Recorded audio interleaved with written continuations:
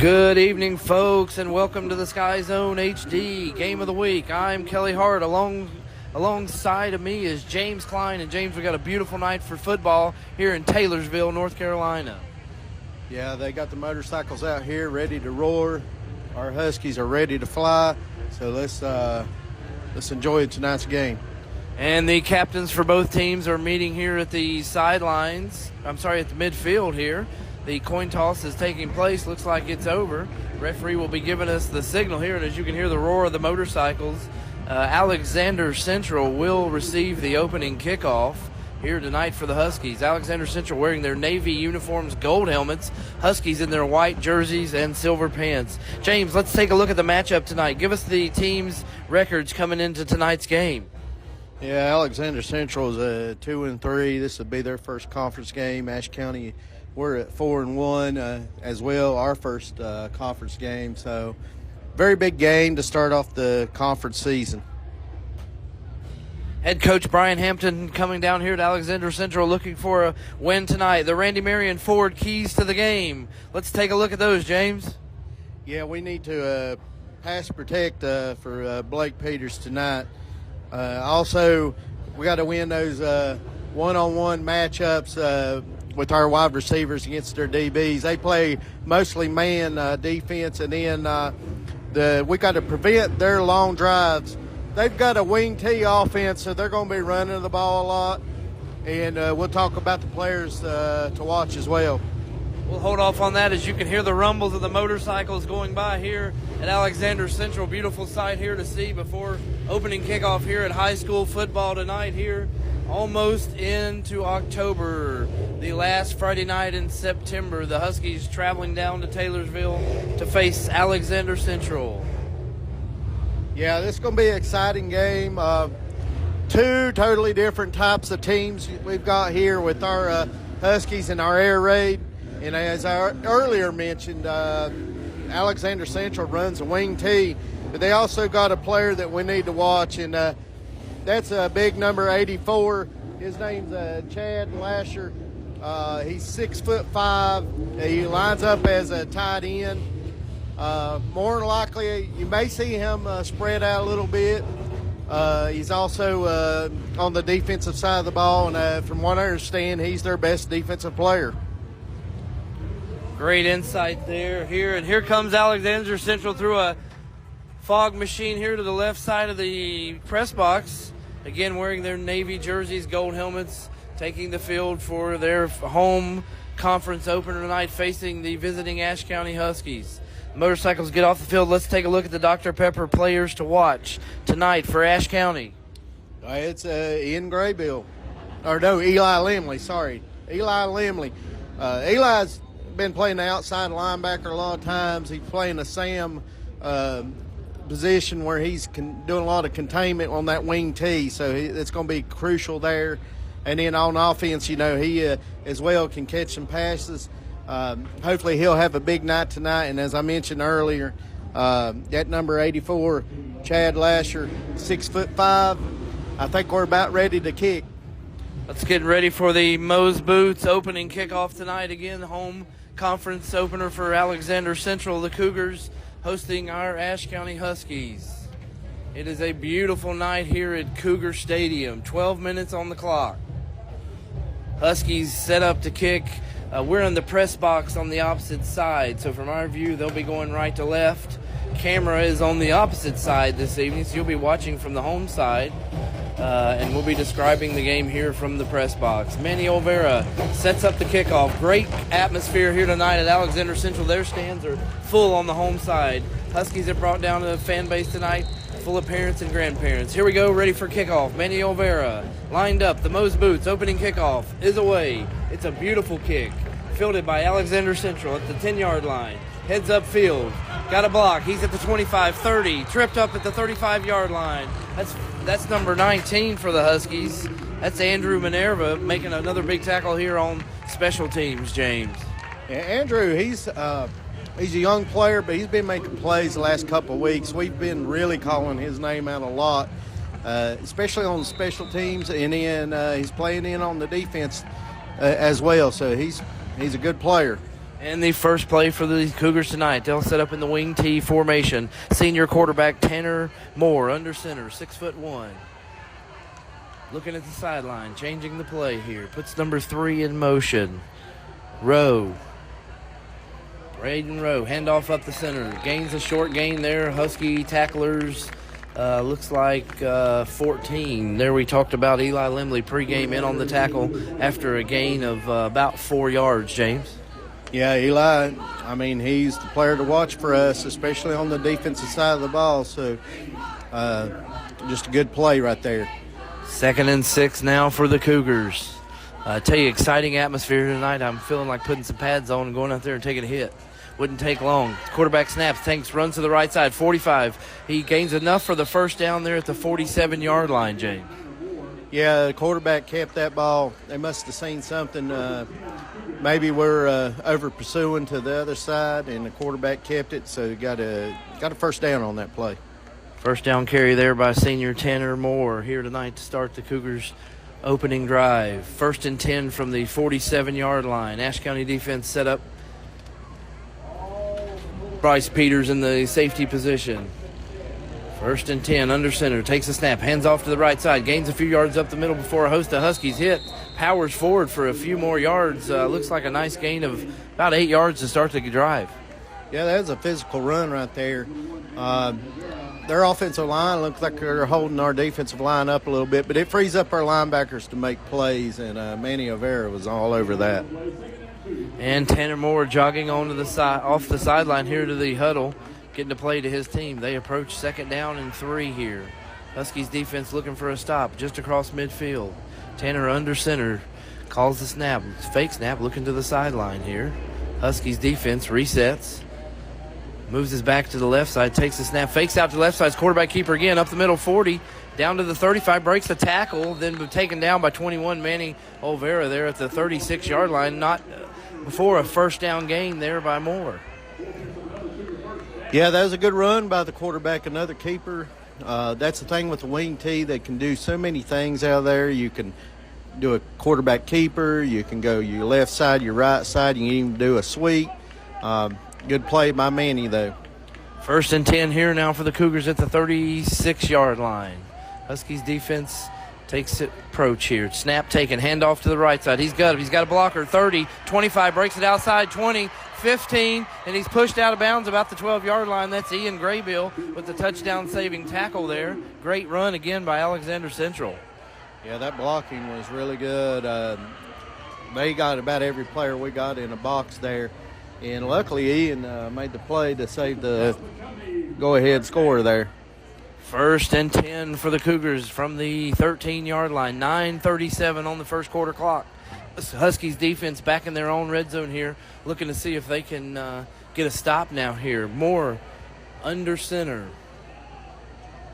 2 running backs, puts big 84 in motion, takes a snap, looking to the right side, quarterback keeper again. He's approached and taken down immediately inside the 10-yard line there. Ian Graybill off the right side, not again before a short gain. Well, that's the second time that Ian's had to make the tackle. We're going to have to pursue the ball on those keepers. I know our linebackers seem like they're getting tied up, but it's going to be a long night if our defensive backs are making the tackles. This is correct. Just inside 9 minutes here on the opening drive for the Cougars.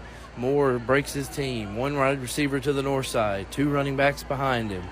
He's under center. Looks to the sideline again, changing the plays. Huskies defensive line crunches. Snaps taken up the middle, 22. Boys down to the 5, taken down again. Graybill along with Peters in on the tackle there just inside the 5. Yeah, both Peters and Graybill had to make the tackle there. Just a simple dive play, off tackle. A good run. They're averaging about 5 yards a carry right now. And official timeout here. They look like they're going to call for a measurement. Maybe this got a little closer than we thought. So the sideline crew coming off here to check this measurement here, James, to start the opening drive for the Cougars. Been an impressive offensive drive for the Cougars thus far. Well, hopefully, with this little timeout, might be able to get some composure on the defense. Alexander Central have us on our heels right now, and it looks like that's a first down. So maybe we can make a big goal line stop right now. And the Cougars are awarded the first down there after the measurement. First and goal from, looks like, about the 8-yard line.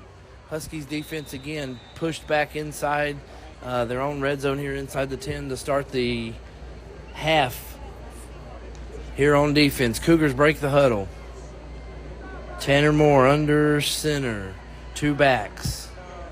1 wide receiver to the south side. Switches both tight ends to the south side. The north side of the field is wide open. Snaps taken. Quarterback keeper. 10, 5. Touchdown untouched into the end zone. Tanner Moore. Yeah, those 2 big tight ends, they look like they're both 6'4", 6'5", respectively. When you got those 2 kids with their offensive line, that's 7 blockers. It's going to be a long night unless we make some adjustments and get to the ball. And Alexander Central takes it down for a opening drive touchdown. Set up for the point after try. Jamison Rowe in for the hold. Kicker set. Snaps taken. Ball's up. Through the uprights. We are now 7-0. 8:03 on the first quarter clock. Alexander Central Cougars took the opening drive and just stuffed it down the throats of the Huskies running the ball. Yeah, that's one of the keys to the game is that, limit their time of possession of the football. They just got a good 4 minutes on the clock there. Now, what you're going to see with us, we're going to try to get the ball down in a hurry and try to tie it back up. So, this may come down to a typical who's going to win the time of possession and eventually who's going to have the higher score as well. Right, and as you mentioned, the Huskies offense can strike quickly, 10 seconds and a touchdown, as the Cougars just methodically drove it down the field, using almost 4 minutes of the opening drive there to score, as James alluded to. We're getting ready for the next Moe's Boots kickoff here. Alexander Central will be kicking left to right. Huskies to receive. Bridger Fairchild looking like he'll set up just about the 10-yard line. 8:03 on the first quarter clock. Glad you joined us tonight on the SkyZone HD Game of the Week. James Klein and Kelly Hardy proud to bring you the Huskies football action here tonight from Cougar Stadium. This kicker's lined up deep, James. He gets a heck of a run and go. Haven't seen this deep of a run go. He's set, and it's a low line drive. Hits at the 35. Picked up by Huskies' offensive player up on the north side. Scoots a few players. Looked like maybe Peterson up there the way he was juking the ball. Yeah, I believe it was Peterson up there. The last couple of weeks we've seen soccer-style kickers. That was not a soccer-style kicker right there. That was a good old country boy taking about 15 yards and just getting the best he can out of it. I like it. That's exactly it. Huskies line up 1st and 10, ball on the 28, 29-yard line. Peters in shotgun formation, 4 receivers. Snap taken, throws upside. That's Ian Graybill. Catches near the first down, breaks the tackle, scoots out to the 41-yard line for a Husky first down. 12-yard gain there to start the game for the Huskies. Yeah, that's what we've been seeing all year. Ian Graybill getting those little short passes. Here we go. We're hurrying up. Quick offense tonight. Peters back under shotgun snap. Takes it, hands off to Peterson, and he is hit immediately there at the line of scrimmage. That will be very little gain. Big 84 in on the tackle. Yeah, I don't think we got much on that. Back to the line of scrimmage. Our offensive line has got to make some blocks so we can get a little bit of running game to go if we're going to have success. Chad Lasher, again, we mentioned player to watch there for the Cougars. He mays in on the tackle. Peters in the shotgun formation. 3 receivers to the south, 1 to the north. He puts Limley in motion towards the center. Snaps taken, look deep, cross the center, thrown, a little bit overthrown over Graybill, intended receiver at the 40-yard line. Yeah, just out of reach of Graybill. Graybill's a big kid. Looks like he has a matchup that would favor him with a smaller defensive back, but Blake with a little bit high target there. And here we are, 7:22 in the first quarter. 3rd down and 9 for the Huskies on their opening possession here at Alexander Central High School. 2 receivers to either side. Peters in the shotgun formation.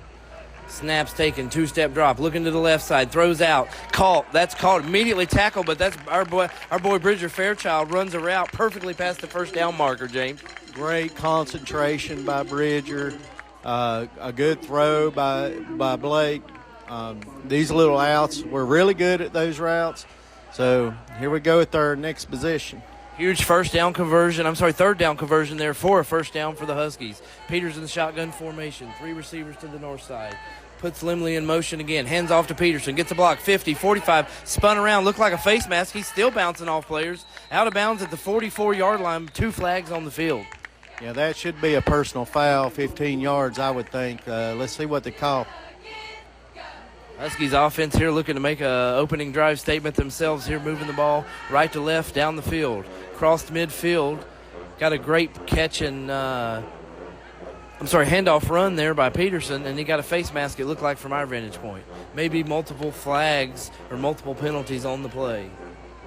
Referees are sorting it out. That is a personal foul face mask. That's against the Cougars. Will move Huskies ahead 15 yards, James. Yeah, the way he twirled around after that face mask is most definitely, it's so obvious it's going to be 15 yards. And that didn't take him down. He still fought and got us another yard or so there on the rush. The 15-yard penalty add on. Huskies 1st and 10 from the 28-yard line. Peters in the shotgun formation. Phipps in motion. Quick snap thrown. He threw it over here to 27, Peterson, and he just wasn't quite ready for the pass. No, he was looking upfield to see who was on him, and you got to be looking back to catch the ball before you can run with it. So just a little mishap, but I think we'll be fine once we settle down. 6:45 now here in the first quarter. 2nd and 10 from the 28-yard line.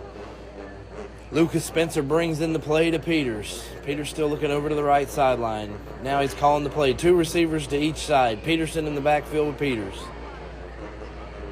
Puts Lucas Spencer in motion. Snap taken. Quick pass out to Peterson. He catches the screen pass. 30, 25, 20. Breaks the tackle inside. Getting another Huskies first down inside the 20. Down to the 17-yard line. Yeah, that's a typical Peterson-style run. You know, we've had the brothers come through here. I mean, that brings so many great memories, seeing that type of run right there, making that extra effort by Luke. I love it there. The Peterson family's had a lot of young men come through this program and do a lot of big things. Luke Peterson is no different. Here we go with another first down from the 17-yard line. Peters takes the snap, drops back 2. Pressure against Alexander Central. He gets rid of it, and it's almost picked off. Hit the hands of the linebacker there, and he almost took off running before he made the catch, James. Yeah, that was that's one of those. I'm glad it happened our way, but you know, if you're an Alexander Central fan, you're like, oh my goodness, we could have had a pick 6. And when Blake released that one, he probably wanted it back immediately as he saw the linebacker crossing there and cut right in front. 2nd and 10 for the Huskies. 6:13 now in the first quarter. 15 seconds on the play clock. Beautiful stadium here at Alexander Central. Bermuda grass here that the Huskies are playing on tonight. Shotgun formation for Peters. 3 to the south side, 1 to the north. He takes the snap. 2-step drop. 3-step drop. Now he's looking left, looking right. Goes back right. Throws it to the end zone. In the air. That's caught. That's Ian Graybill. That's a touchdown. Huskies. Touchdown. Yeah, Graybill, his size to advantage there. Looked like he took his defender all the way to the end zone. Stopped, put his foot down. Cut to his left with a little fade route and got touchdown. Graybill showing his height there, going up and just high pointing that ball, catching it there in the end zone for the Huskies, getting on the board. Olvera for the point after. The kick's wobbly. It's up. It is going to fall through the uprights, tying us at 7. 6:06 now on the first quarter clock. Let's take a look at that awesome catch and toss from Blake Peters to Ian Graybill on the Greens Excavating instant replay.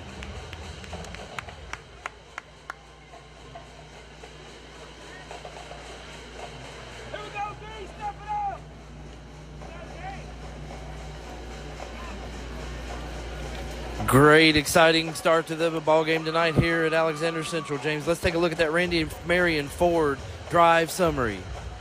Yeah, it's 8 plays, about 2 minutes worth of drive, and then we got a Peters to Graybill touchdown for about 17, 18 yards. And a 70-yard plus drive there to start for the Huskies. 6:06 on the clock.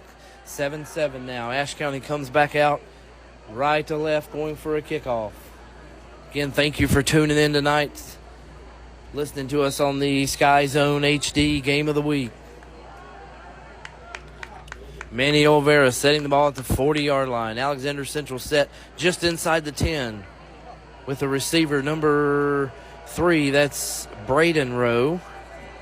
And Olvera set to kick off. He's about 7 yards away from the ball.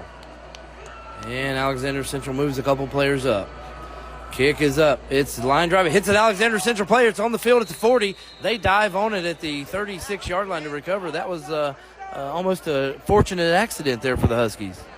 Yeah, the ball bounced. That's what football does. It bounces funny, and it bounced funny towards their way. So it'd been nice if we could have got that. The Cougar player was running up the field, and all of a sudden the ball was on his shoulder, and he's looking around, and he made a great play to recover that ball for the Cougars. 1st and 10 from the 36-yard line. Moving left to right for the Cougars tonight. 6:02 on the first quarter clock. Tanner Moore under center, 2 backs behind him. Switches the tight ends. Lasher and Millsap. Handoff taken. Here it's by Rowe, and he's hit immediately there by the Huskies. That's Manny Olvera, along with Ben Bayer there in on the tackle, number 60 as well there from the line, coming in to help the Huskies defense out there. 2nd and 9 now for the Cougars. Yeah, it's good to see 3 of our Huskies get to that. So they only got a yard out of that one. Hopefully we made some adjustments while we had the offensive position. 5.5 minutes approaching on the clock. Moore to the under center. Fakes the snap once again, looking to the sideline. 2 backs in the backfield. Huskies tied on the offense here. Snap taken. Handoff up to the right side. That's Graybill with the tackle about the 44-yard line. Nice gain there by the Cougars. Yeah, that young man there for the Cougars, he runs with a purpose, and he just lowered his head there. Ian with his 3rd tackle of the night. Well, 3.5. He's got an assist as well. So, it was a good thing he made that play because he'd have probably went all the way to the goal line down there. 3rd down and 3 for the Cougars. Big defensive stand here for the Huskies in the first quarter. Approaching midfield. Moore goes under center. 2 backs behind. Huskies showing blitz.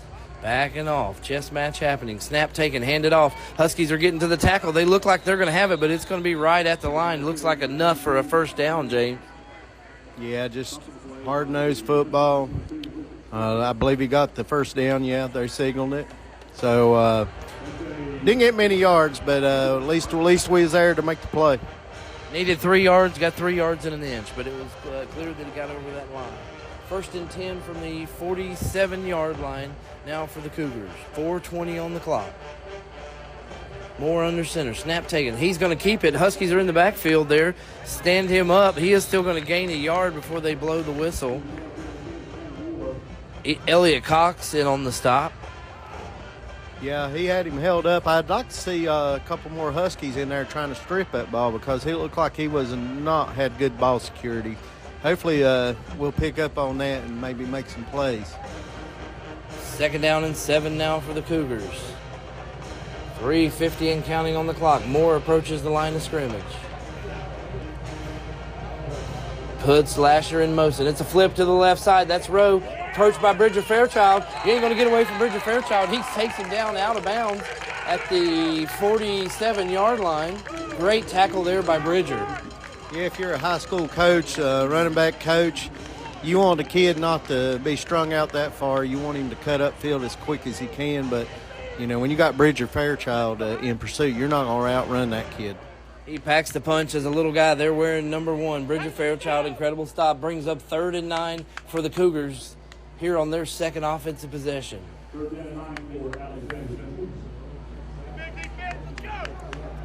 Moore approaches under the center.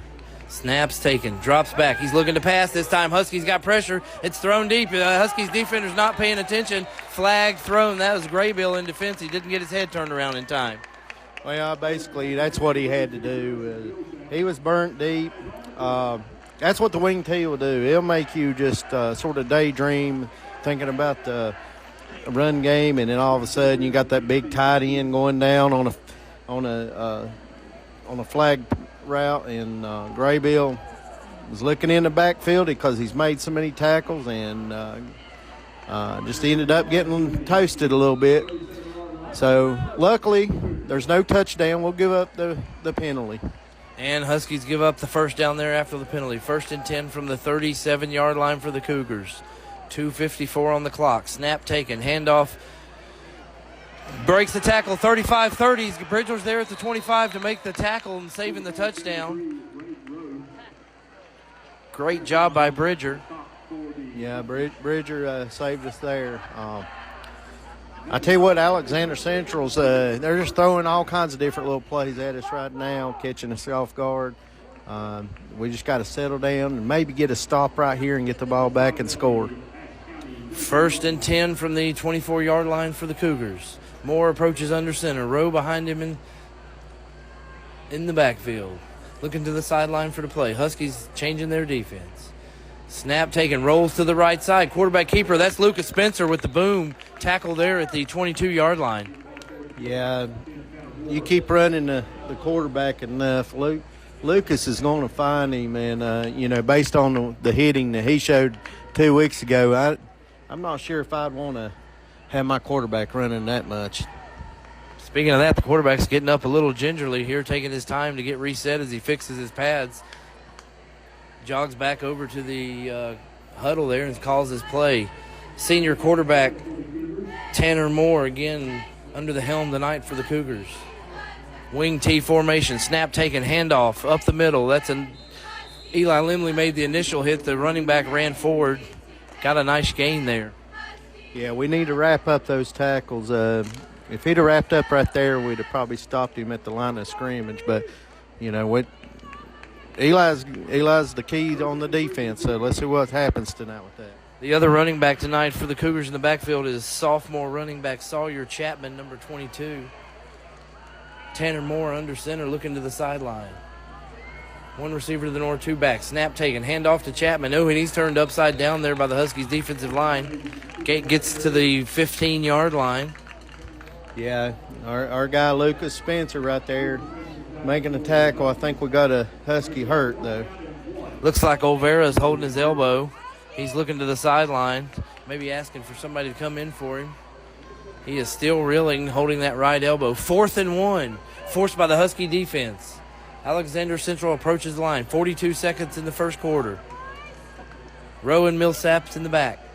Snap taken. He just rushes it up the middle. Smart IQ there by the quarterback. Gets it down to the 12-yard line. Yeah, they've got a good drive going right now. It's going to be the end of the quarter here in a minute. Alexander Central's dominated the time of possession, so hopefully we can get a stop right now and get the ball back and change the pace of the game. 22 seconds on the game clock, 20 seconds on the game clock, 18 on the play clock. Moore approaches the line. Snap taken, fake handoff. It's a reverse, 84. Little counter action there, I guess you'd call that, Jake.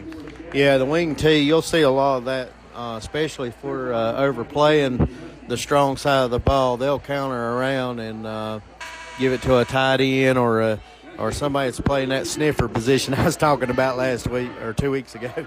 I love it. We'll get back to that. Let's take a break and cool down here with the Scott Brothers Heating and Air Cool Down. Randy Marion Ford, the king of prices in West Jefferson. Randy Marion Ford guarantees the lowest price on over 5,000 new and pre-owned vehicles. Home to the best-selling trucks in America. Come see the staff you know and depend on. Take a test drive and take home your new Ford or pre-owned ride. You can also shop us online 24/7. The area's #1 volume and fleet volume dealer in the Southeast. We'll even send you home with a full tank of gas and free delivery up to 200 miles. When it comes to insurance, Miller Insurance has over 70 years of experience in the business. We offer auto, home, farm, and business insurance, along with several other products to make sure you have the right coverage that fits your needs. Before you renew, give us a call at 336-246-7151 or stop by 107 South Jefferson Avenue in downtown West Jefferson. Miller Insurance is proud to support all our hometown teams. Moe's Boots was established in 2005 in the High Country. Now with locations in Ashe, Avery, and Watauga, we are the High Country's leader in workwear and Friday night football gear, including apparel, footwear, and accessories. Moe's Boots prides themselves on having the biggest selection of the hardest working gear on the market, along with undeniable top-level customer service with pricing that is unmatched. Come shop your hometown team's favorite hardworking brands like Carhartt, Danner, Rocky, and more. Carroll Original Wear has been in the business of custom apparel and merchandise for over 20 years. From starting in Western wear, they also specialize in custom embroidery, t-shirt graphics, and jerseys. They offer their services to teams, businesses, and the greater public. Carroll Original Wear is dedicated to creating quality products that teams and businesses will be excited to wear. They are proud to support our hometown teams. One of the largest expenses you face as a homeowner is heating and air. Make sure your system is installed and maintained by Scott Brothers Heating and Air.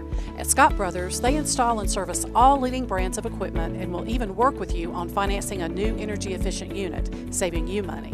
Scott Brothers Heating and Air, locally owned and operated in the High Country for nearly 30 years. Voted Ashe County's best heating and cooling service 9 years in a row.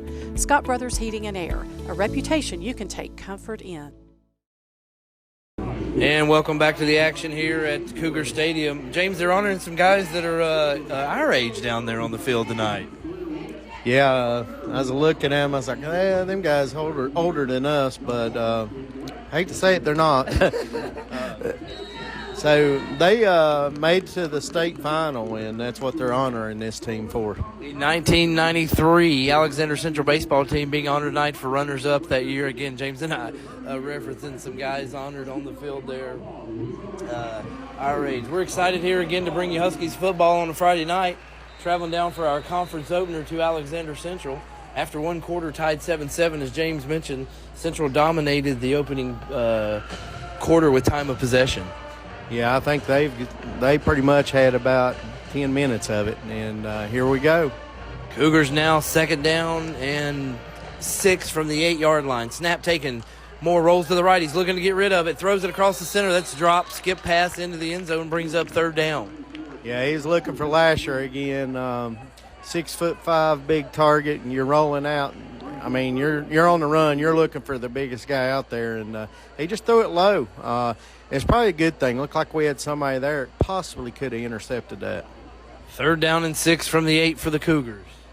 They're looking to the sideline to get their play. Braden Rowe, senior 5'7" running back onto the field with the play. Handing it to Moore. Huskies defense bending here, see if they can get a stop on third down. Switches the tight ends to the left side. More under center. Snap taken. Handoff to Rowe. Left side. He gets a break up the middle. Looks like he stopped about the 7-yard line.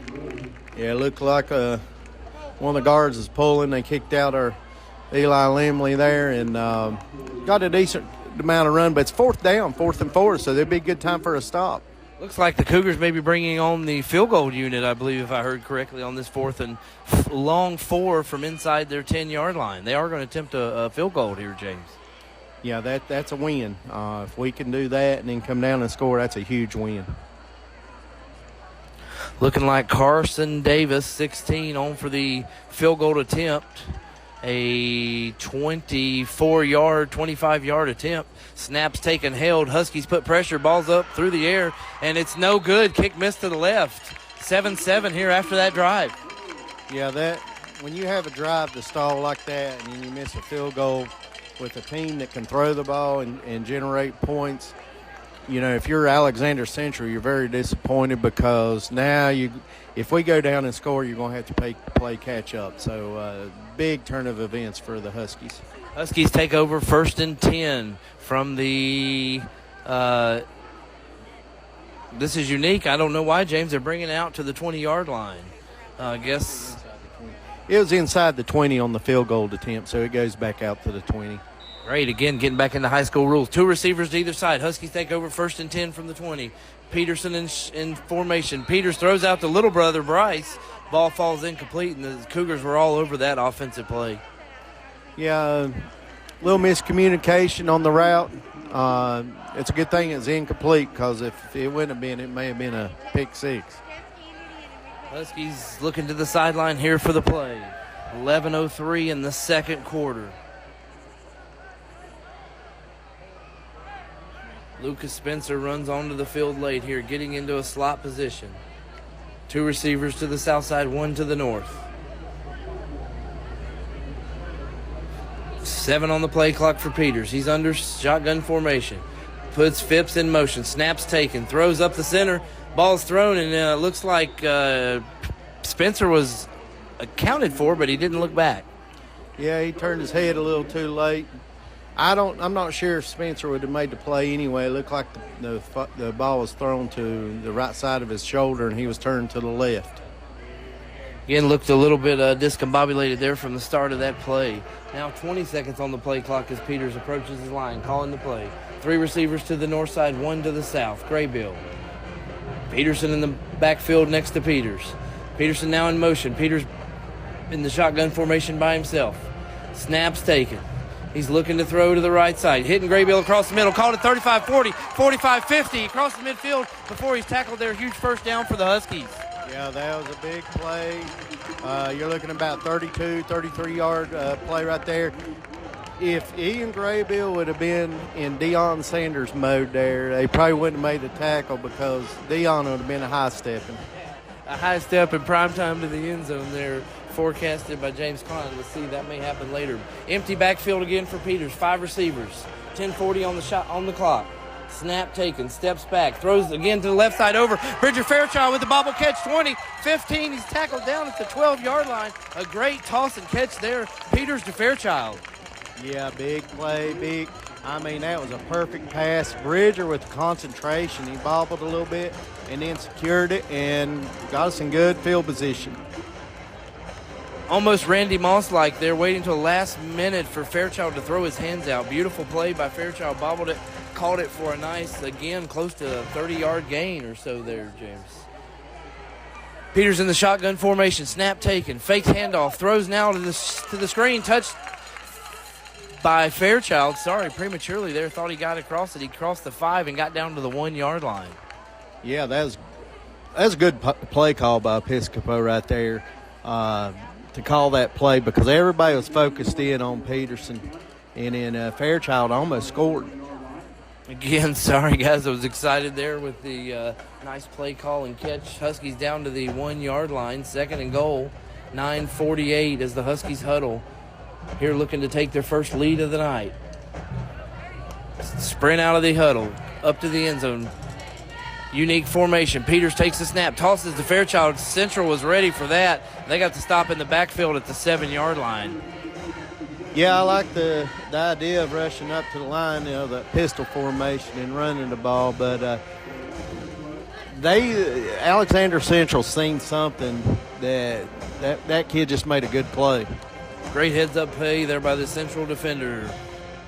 Huskies now face 3rd and goal from the 7-yard line. 3 receivers to the north side, 1 to the south. Peters in shotgun formation. Low snap, picks it up, looking across the middle again. Touchdown, Huskies.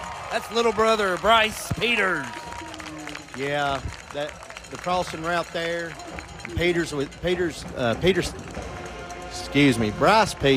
the size he has. He's a good 6'2", 6'3" kid, and his brother seen him on the slant, wide open, and we get a big touchdown. Big brother to little brother. Again, they've been practicing that in the backyard for years. Olvera lines up for the point after. 9:03 on the first half clock. Kick is up. Again, it's a little shy. It is over the upright and through. Point after is good. 14-7. Huskies lead. 9:03. James, let's take a look at that touchdown pitch and catch there. Peters to Peters on the Greens Excavating. Instant replay.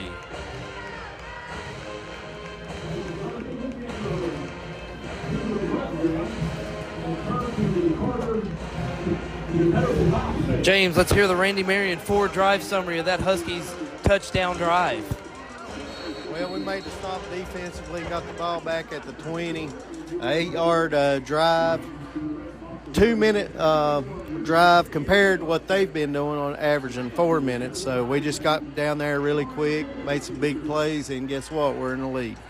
Huskies touchdown there gives them the lead 14-7. That's Bryce Peters for the Huskies touchdown reception.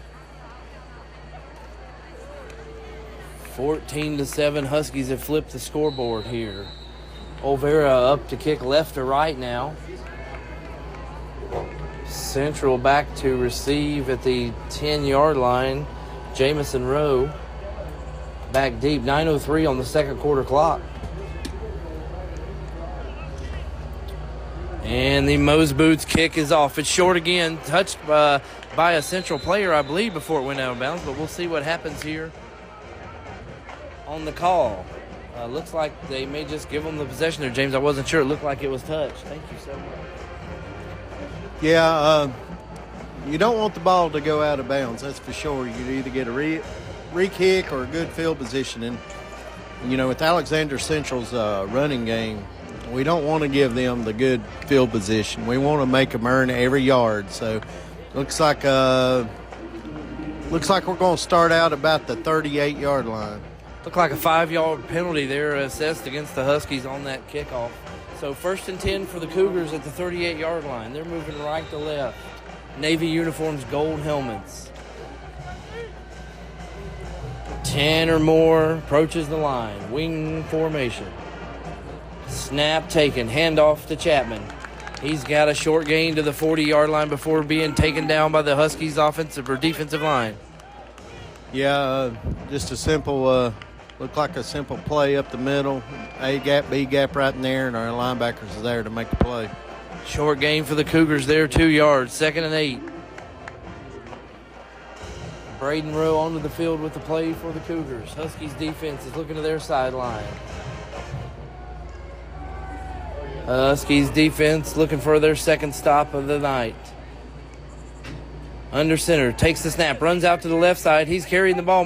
Shakes a Huskies defender, crosses midfield down to the 47-yard line before being taken down. Yeah, looks like we got an injured Husky. O'Vera got up a little slow, but he looks like he's all right. So both our linebackers are making the plays right there. Cougars cross midfield, 8:19 on the clock. 1st and 10 from the 47-yard line. Huskies defense getting some tackles here deep into the plays, but we are stopping the plays, forcing the Cougars to continue the drive. Official timeout again. Looks like they're conversing with O'Vera or another Huskies player here. Maybe a helmet popped off. I don't know, James. I'd say it's probably an ear pad maybe or something like that, and it may have popped off, but they got it fixed. So as long as it's not an injury, we can fix equipment. And Cougars back up to the line, 1st and 10 from the 47-yard line. Moore under center. Takes a snap, handoff to Chapman, off to the right side, 40. Breaks the Huskies tackle inside the 35-yard line. 1st down carry. Yeah, that was a good running play. Number 3 at Braden Rowe, 5'7" kid, made a really good block that sprung that big gain right there. Chapman Mays, the sophomore running back with the long 1st down carry. 1st and 10 from the 35-yard line for the Cougars. Wing T formation, 7:44 to go on the clock. Snap taken, handoff again to Chapman Mays. This time the Huskies have him again at about a 2-yard gain. I'm fine with 2-yard gains. If they want to continue to run inside, I think what we need to stop is when they go outside or that quarterback getting those big gains. We had a player come up a little slow, and that sort of caught me off, but it looks like he's okay. I hope that's 22, Lucas Spencer, jogging off to the sideline. Looks like he's going to get attention from the Husky staff. 2nd and 7 from the 32-yard line. 7 minutes left in the first half. Moore under center, takes the snap, handoff again to Mays. Huskies defense is there. That's big. 50. Nathan Herman on the tackle there for the Huskies. Good tackle by Herman there, bringing up a 3rd down and 6 from the 31. Yeah, that's our defensive line. It's the first time we've called one. Well, we did call Ben Bear's name, but, if they can start making plays and slow this run game down, that's going to be huge for us. Alexander Central now in a shotgun formation tonight for the first time for Moore. 2 receivers to either side. Takes the snap. He's looking to keep it. Ran up to the right side, looking for blocks. Huskies defense is approaching. He breaks the tackle. Looks like he's going to get a 1st down carry to the 22-yard line. Yeah, I think Alexander Central see how they're getting a lot of their ground game, a lot of success from that quarterback running the ball. So I'm sure at halftime we're going to make some adjustments to try to slow that down. There's a nice patient run and carry there by Moore, the quarterback. 1st and 10 for the Cougars at the 21-yard line. Approaching 6 minutes here left in the first half.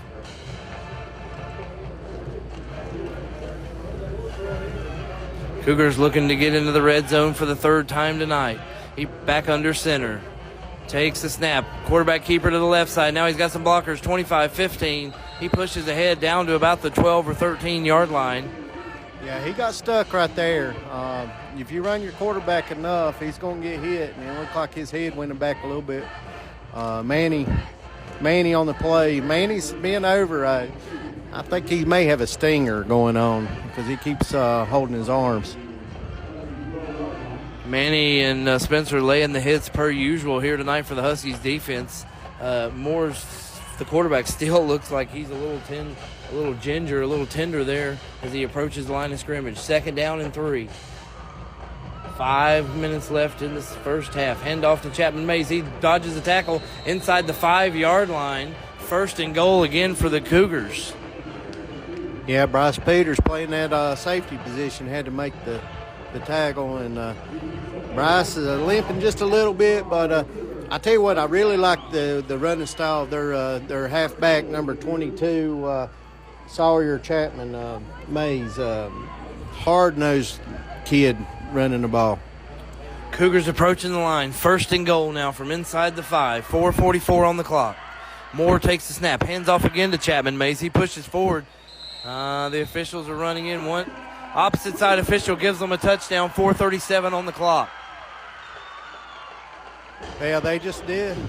Basically, Alexander Central just did what they have been shown to do, and that's run the ball. And, we need to stop there. We got 4 minutes and 37 seconds, so good chance that we can go back down and score as the way our offense is designed. Alexander Central on for the point after snap low. It's gambled or held point up is good. They are showing 14-13 on the scoreboard, but I believe we should be tied at 14. They didn't miss their point after, did they?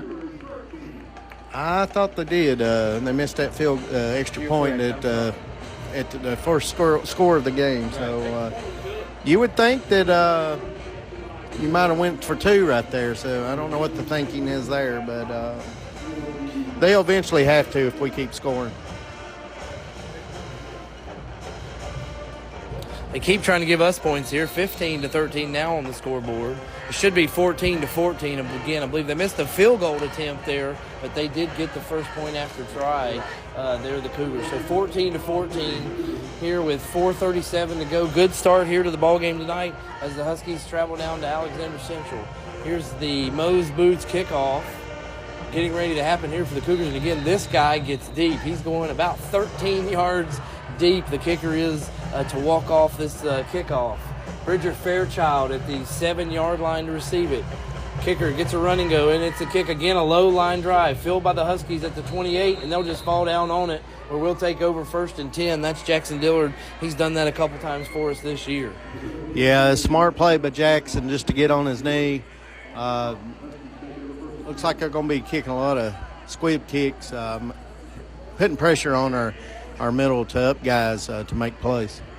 And the Huskies coming back out onto the field here, looking to score on their 3rd possession here. 2 for 2 tonight so far. Peters in the shotgun formation. 2 receivers to the south, 1 to the north. Spencer in motion. Snap taken. Peters hands off to Spencer up the middle. He drags a Cougar defender ahead to the 31-yard line for a gain of 4 yards. Yeah, it was a nice tough run up the B gap there to get 4 yards out of that game. And again, the Cougars took the opening kickoff, so the Huskies will get the ball after the half. Brian Hampton's looking to drive down the field, score here to end the half, and then get the ball back to start the second half. Peters takes the shotgun formation, looking to throw. He's going deep again, looking up toward Bridger. Thrown toward him at the 50-yard line, and Fairchild almost made the catch, James. Yeah, he tried to get inside that defensive back to make the play. Just couldn't quite squeeze his body in there. It was a nice throw. Nothing wrong with the throw, just could not connect on it. Third down and a long 6 for the Huskies. Looking to the sideline. 4:03 on the clock. Peters setting his guys up. 2 receivers to each side. Graybill and Limley to the south. Fairchild and Peters to the north. Peterson beside Peters. Limley in motion. Snaps taken. Peters looks to throw. It's that screen pass, and it falls off the fingertips of Peterson, bringing up 4th down. Yeah, that's going to be a legal procedure. Limley was going towards the line of scrimmage before the ball was snapped.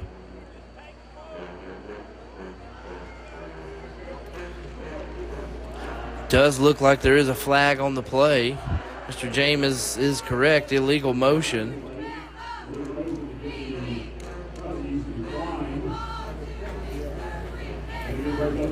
Fourth and 6 for the Huskies. Deep in our territory.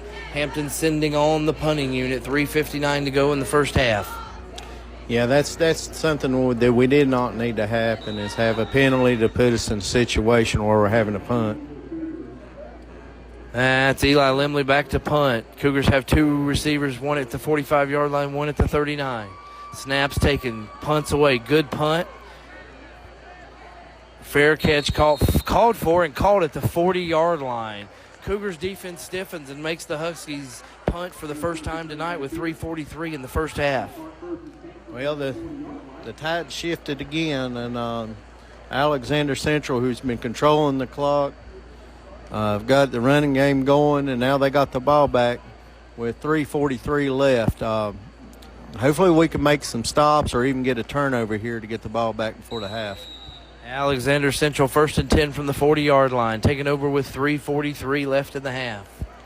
2 receivers, one spread out wide and one in the slot position. 2 running backs, row in motion. Handoff to Chapman Mays up the middle. The Huskies defense all over that again after a gain of about 2 or 3 yards. Yeah, that was a good tackle. Looked like one of our defensive linemen was in on the play. That would have been number 53, Elliott Cox, with his second tackle tonight. 2nd and 7 for Alexander Central. Huskies defense looking for a stop here to end the half. Moore trots onto the field for the play. Alexander Central heads to the line of scrimmage. 3:05. Snap taken. Handoff to Rowe. Off to the right side. Cuts it up. Huskies defender there chops him down after a short gain again of 2 yards. Yeah, it looked like Luke Peterson, or was that Lucas? That was Lucas Spencer on the tackle. Lucas Spencer again here with the big Huskies tackle. 3rd and 4 for the Huskies defense. Looking for a stop here against the Cougars in the first half. 3rd and 4.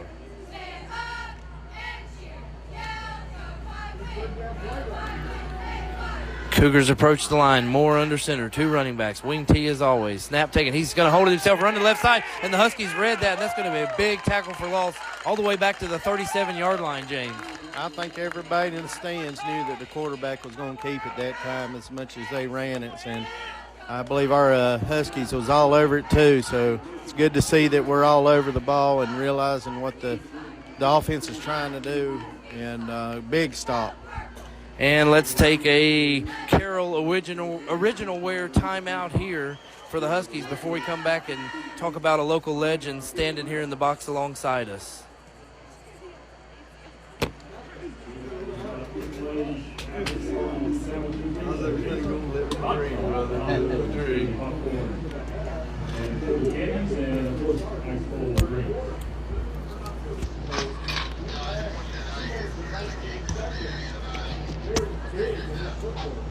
Grab me a drink.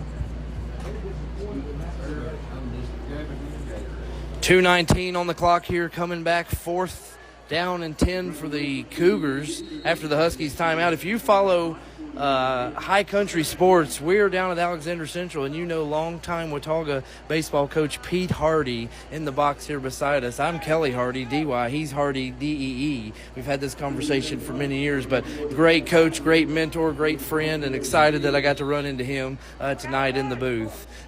Alexander Central punter now on to punt from the 25-yard line.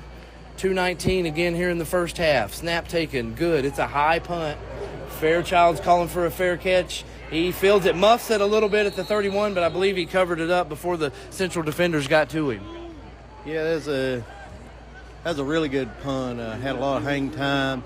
Almost a complete spiral punt, but had a little wobble to it. And what that happens is they'll catch the air, and if you're on the receiving end of that, sometimes you'll be misled where it's going to land, and that's what happened. Good recovery there for the Huskies. 1st and 10, 2:11 to go on the clock. Peters in the shotgun formation. 3 receivers to the north. Takes the snap. Graybill's running this crossing route low. He hits him right there at the 30-yard line. He's wide open to the 40, and now Alexander Central defender gets over there and takes him down, but not after a first down catch and run there. Graybill saw that coming from the right side here. Yeah, good call. Them types of plays right there is along the line of scrimmage on the, I don't know what you would call that. It's almost like a screen, but it's like a slant, a really deep or a shallow slant. Huskies back to the line of scrimmage. Peters in the shotgun formation. Puts man in motion, throws to the left side, caught up to the 50-yard line. Bryce Peters thrown down at the 49-yard line. 1:40 on the clock and counting for the Huskies. Bring up a second and a long 3. Yeah, good call on the tunnel screen there. And Bryce got good yards, 7 yards, and here we go for the next play. Shotgun formation for Peters. He's in the backfield alone after he puts Peterson in motion here to the south side. Huskies wide receivers are bunched. Snaps taken. Peters collects it, throws it here to crossing route. That looks like Ryder Phipps. Catches it, crosses the 40-yard line. That's Ryder's first catch of the night, and it's a big one, first down. Yeah, it's about a 14, 15-yard reception there. Ryder, very quick. He's light-footed. Didn't get to stop. He should have ran out of bounds to stop the clock, but, we're in good position right now with a minute left. Ryder Phipps not afraid of hard work. If you know his dad, Chad, he's been working him for a long time out there in the fields. Good, hard, young working athlete there. Snap taken by Peters. Pressure by Alexander Central. He gets rid of it. Crossing route called again by Bridger Fairchild, taken down at the 25-yard line, close to another Huskies first down. Yeah, about a 14-yard gain on the slant there. Bridger got us in good field position. Looks like we're on about the 26 right now, and the Huskies just called a timeout. And we're going to take one again with them there. Let's take a Carroll Original Wear timeout called by the Huskies, their second of the half.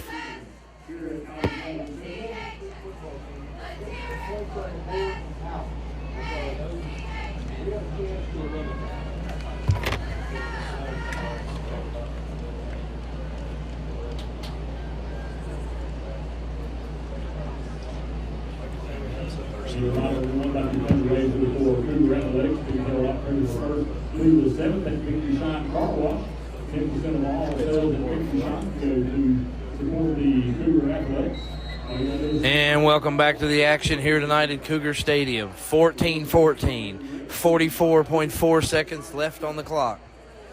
1st and 10 for the Huskies from the 26-yard line, looking to put points up here to end the half, and they'll receive the opening kickoff in the second half. Peters in a naked formation, 5 wide receivers. Peters by himself, puts Graybill in motion, snaps taken, looking across the center, looking toward the end zone, thrown up toward Limley, a little overthrown by Blake there. Yeah, I think Peters wanted to go with the quick slant that Graybill is running, but the linebacker come up and played that. So he read the field and went down on the skinny there and just overthrew it. 2nd and 10 now for the Huskies, 40 seconds on the clock. 1 timeout left. Peters gets Peterson in the shotgun formation beside him. 2 receivers to each side. Snap taken, fake handoff, looking for the throw. Left side, going up top. Bridger Fairchild chasing it, and there was some contact made, but no flag on the play. Yeah, I thought that should have been either a defensive hold or pass interference because the kid put a shoulder into Bridger and Bridger was trying to get the ball back, but they didn't call it, so we'll just have to go back and try it again. Official timeout here, no flag thrown on the play. It will be 3rd and 10 for the Huskies. They are conferencing now here on the close to the sideline. Time adjustment here on the clock. 34 seconds added back to the game clock. It will be 3rd down and 10 for the Huskies. Snap taken by the Huskies. Peters fakes to the left, throws it right. It was batted down as an incomplete pass. Incomplete pass ruled with 29 seconds here left for the Huskies. I tell you what, we got lucky there on that call. It was hard to tell if his hands was in motion or not, but the referees called an incomplete pass. It's 4th down. Let's see what Coach Hampton wants to do offensively. And maybe a break for each team there by the officials here as we're late in the second quarter. 4th down and 10 for the Huskies.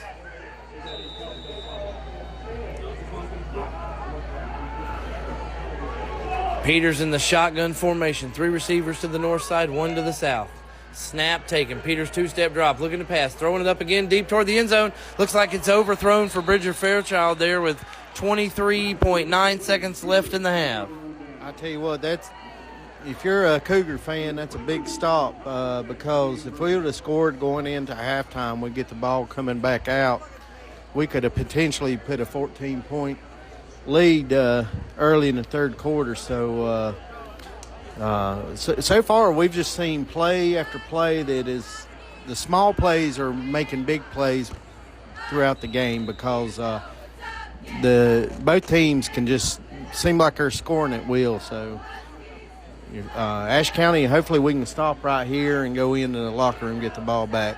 Just under 24 seconds here for the Cougars as they approach 1st and 10 from the 25-yard line.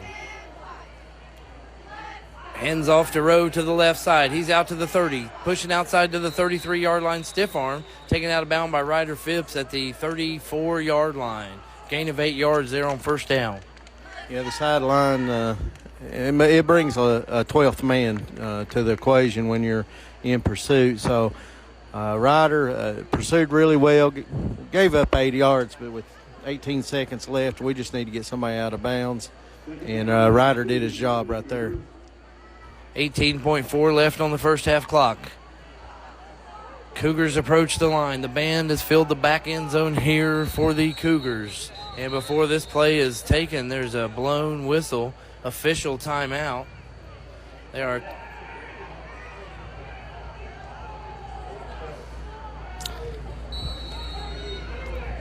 and the fans are not happy here with the officials tonight.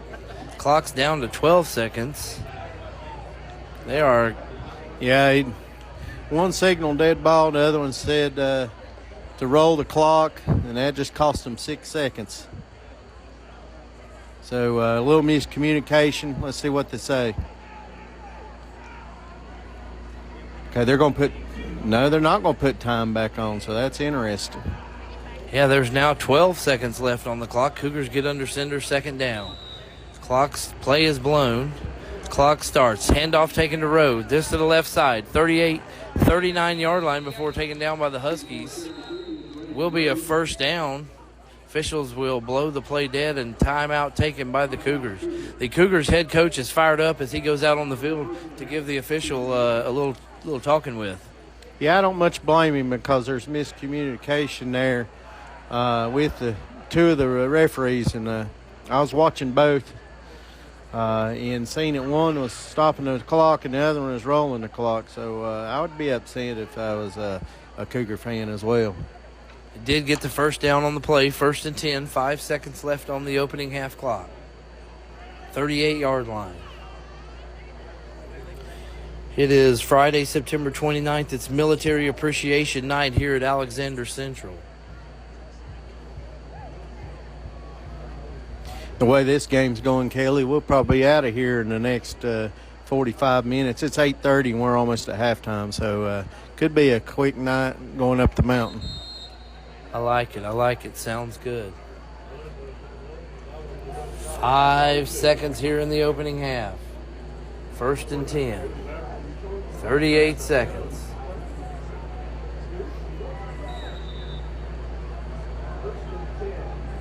Shotgun formation for the Cougars. Low snap. Quarterback Moore picks it up. He's to the left side. 40, 45, 50.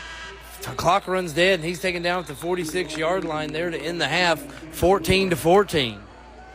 Yeah, I would have thought with the size of those tight ends they had, they might have thrown the ball.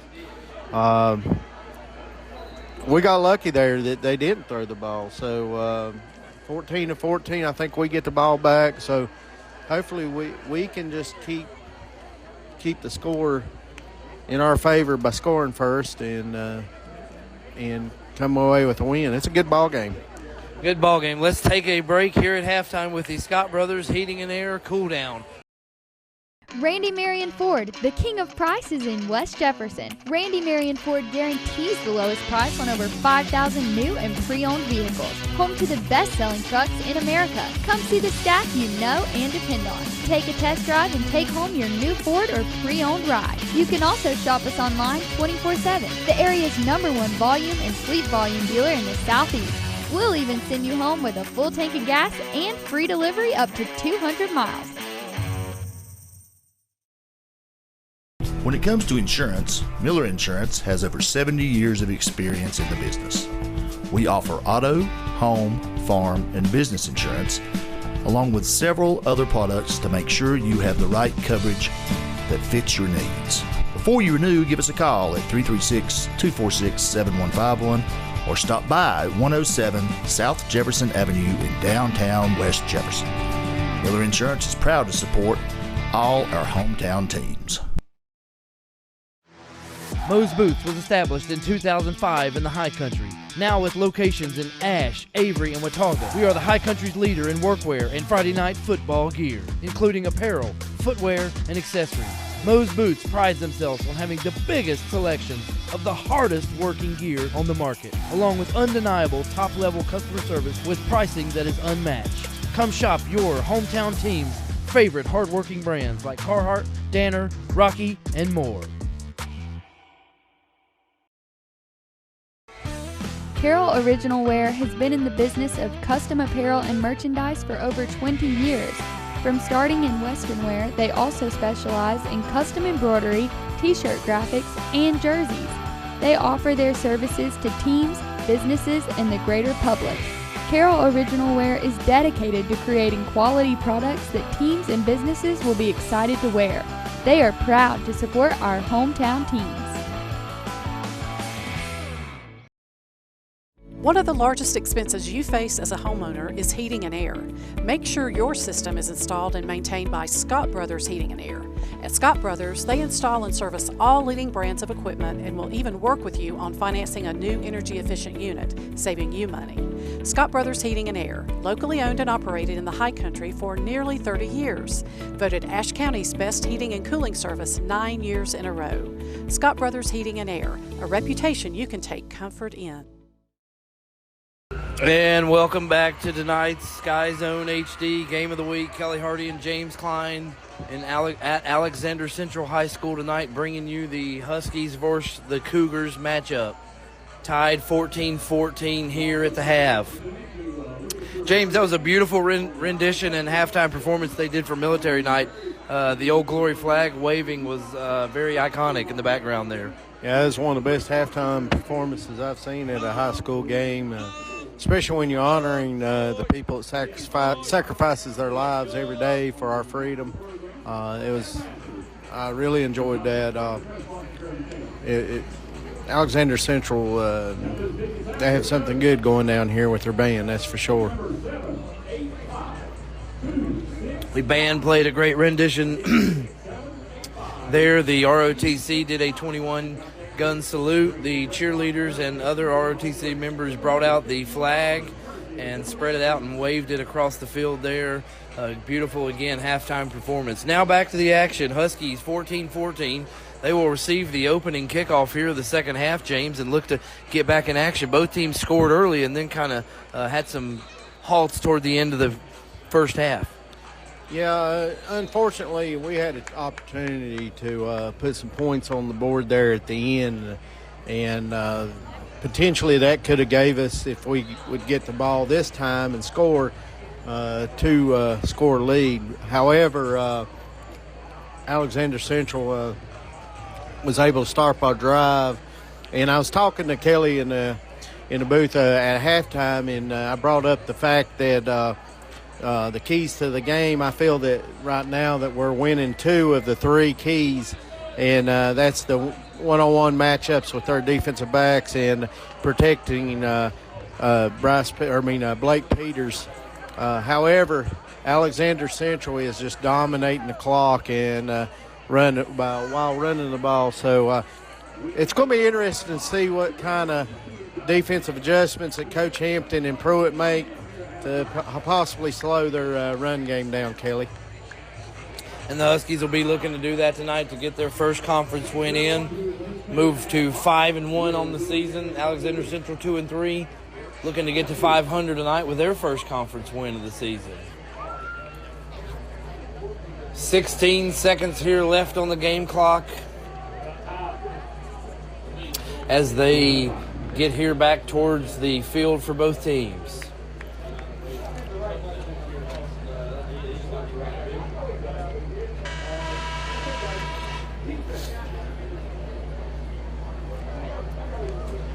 The Alexander Central sideline or stadium side is rather full tonight. Again, they have a great crowd on hand here for their home game. The Huskies about a third of the way full on their fan sideline tonight. 12 minutes to go here on the third quarter clock. Huskies will be receiving, moving the ball left to right. Alexander Central kicking off right to left.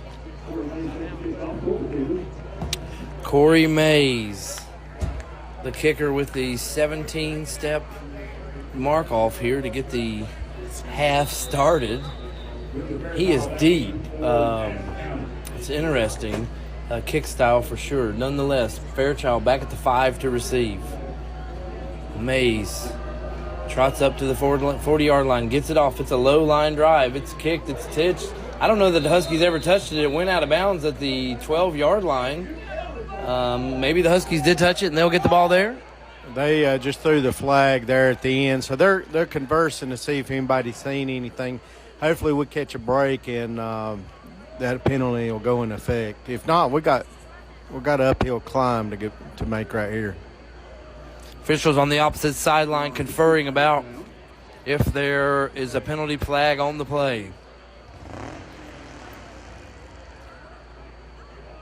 He picks it up and walks it this way. Usually it's a wave off, and they do wave that flag off.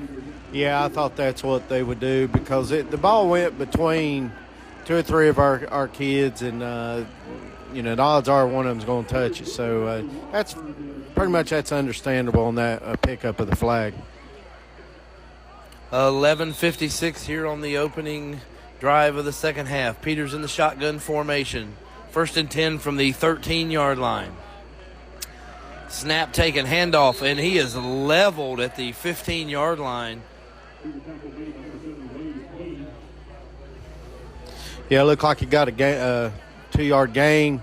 It was a big hit on Peterson. He got right up, and here we go for the second down play. Junior Wade Queen with the nice tackle there for the Cougar defense. Peters in shotgun formation, 2 receivers to each side. 2nd down and 8. Graybill in motion, snap taken, 2-step drop. Peters gets rid of the left sideline, throws it up, hand up towards his little brother, but it's thrown over incomplete. There is a flag in the backfield. Yeah, that's a late flag. It's going to be a hold on us. So that's going to be hard to come back from that. Let's see what they want to do. They're going to take the penalty or not? Yes, they are taking the penalty. Pass interference. So that's going to move us. Is it half the distance or? Let me look here. Yeah, half the distance to the goal line. If we'd have been on the 15, we'd have been right on the goal. So we caught a break in it being half the distance.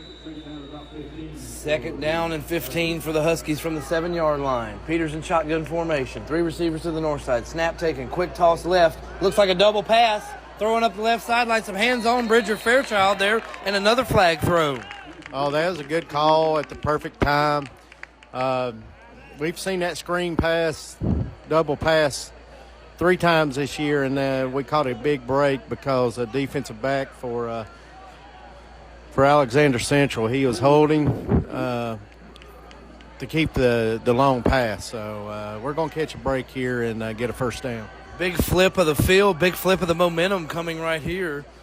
Personal foul. I'm sorry, holding.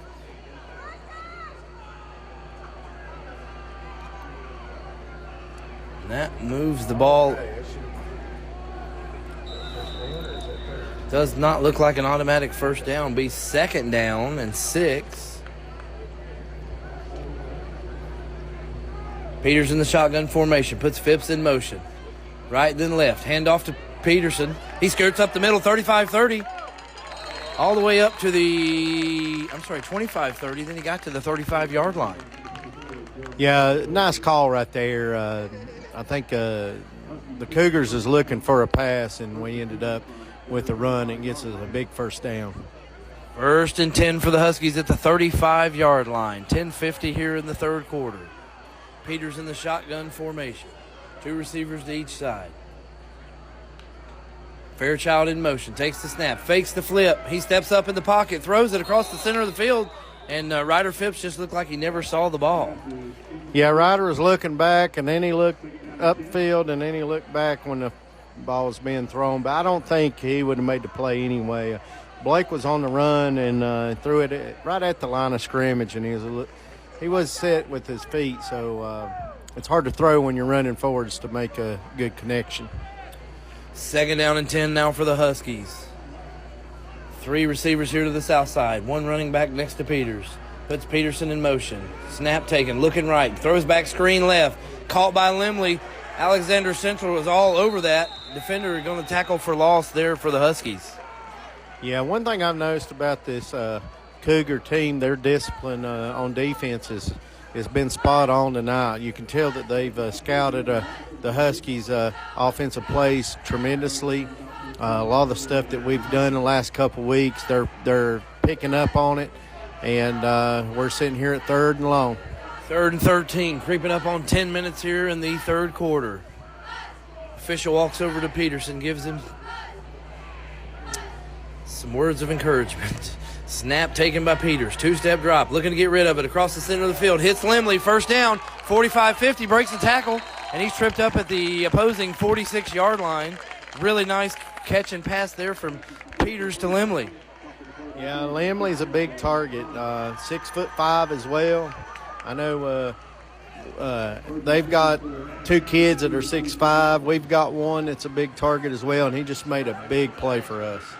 22-yard gain there for the Huskies offense. Big timing. 1st and 10 from the 46-yard line.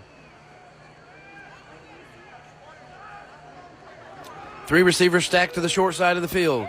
He pulls Limley and Spencer in motion to the south side. Now we're moving. Oh, should have been a flag. Flag's on the play. Peters throws it. It's been intercepted by 58. Touchdown saving tackle by Lucas Spencer after that play just got wild, James. Yeah, a lot of miscommunication on offense for us. It would just been nice if Blake would just, with the play being broken up, it'd been nice if he just took a knee and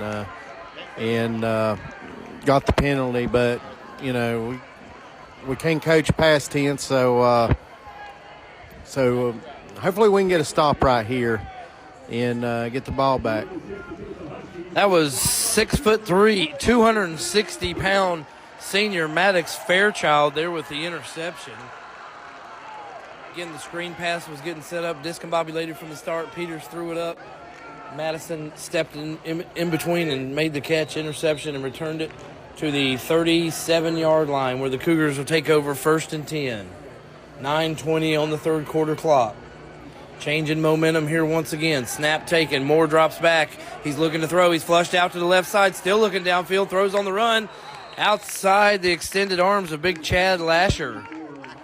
Yeah, he's on the run and head pressure by Lucas Spencer. And Lucas Spencer's been all over the field again tonight. Looks like the quarterback maybe had the breath knocked out of him. No, he's going in. Let's see what happens right here. Tanner Moore jogs to the far side hash for this 2nd down and 10 play. Same formation as all night. Wing T under center. Takes the snap. Hands off to Chapman Mays. He gets a couple yards up the center again before the Huskies defense makes the stop. Yeah, it looked like we had about 3 or 4 Huskies in on that play. Feeding the middle up the A-gap, and we held them up. Good play, 3rd and long. So let's see if we can get a stop here and get the ball back and just reset everything and go down and get the lead. Huskies defense looking for a stop here on 3rd down and 8. 8:40 on the 3rd quarter clock. Tanner Moore gets his troops heads up to the line. 10 seconds on the play clock. Under center. Snaps taken. Hands off to Rowe. Running to the left side. He cuts it up. He's hit by Elliott Cox and then taken down. Eli Limley there on the stop after another 2-yard gain, bringing up 4th and 5. That's good to see. Elliott Cox is having a pretty decent game tonight. That's the 3rd time we've called his name, and then Eli Limley in on the tackle as well. 4th and long. I'd say they're going for it, Kelly. With this type of team, this type of offense, I believe they were planning on going for it the entire time here at 4th down. Shotgun formation, 1 receiver to each side. Moore looks to the sideline. Huskies defense resets, 7:48 on the clock. Snaps taken, fakes handoff. He's looking to go, flushed out of the pocket. Huskies defense all over this, making the stop at the 32-yard line, turnover on downs. Yeah, to me that's a questionable call. I understand he was looking for the big tight end down the field, but the route that the tight end ran was a post route that went about 20 yards when you only needed about 5 or 6. So we flushed him out and was able to make the big stop. Big stop there by the Huskies defense. 1st and 10 now for Peters. 32-yard line. 3 receivers to the north, 1 to the south. Limley in motion. Snap taken. Hand off to Peterson. He's hit immediately. No gain. Hey, good idea. We've got to get some type of running game going tonight. That's a good way to set up the pass if we can get just something going with Luke Peterson. 2nd down and long for the Huskies. 7:15 here on the clock. Unique setup here. Everybody's put in motion. Restacked here to the bottom of the side. Peters by himself in the backfield now. Takes the snap. Looking to the right side. Throws high up in the air looking for Graybill. He goes up. 40, 30, 25, 20, 15, 10. Graybill. Touchdown Huskies. Wow. That's the first time we've seen the bunch route where we're in close with the receivers. Then we have the matchup with Graybill with at least 6-7 inches on that defensive back for the Cougars, and just great concentration, great pass, and we get the big score. 76-yard touchdown pass. Blake Peters to Ian Graybill. High pointed it at the 40-yard line, brought it down, and just outran everybody to the end zone. Manny Olvera on for the point after. Bridger Fairchild down to hold. Snap taken, point after is good. Huskies lead 21-14. Watch this exciting replay on the Greens Excavating. Instant replay.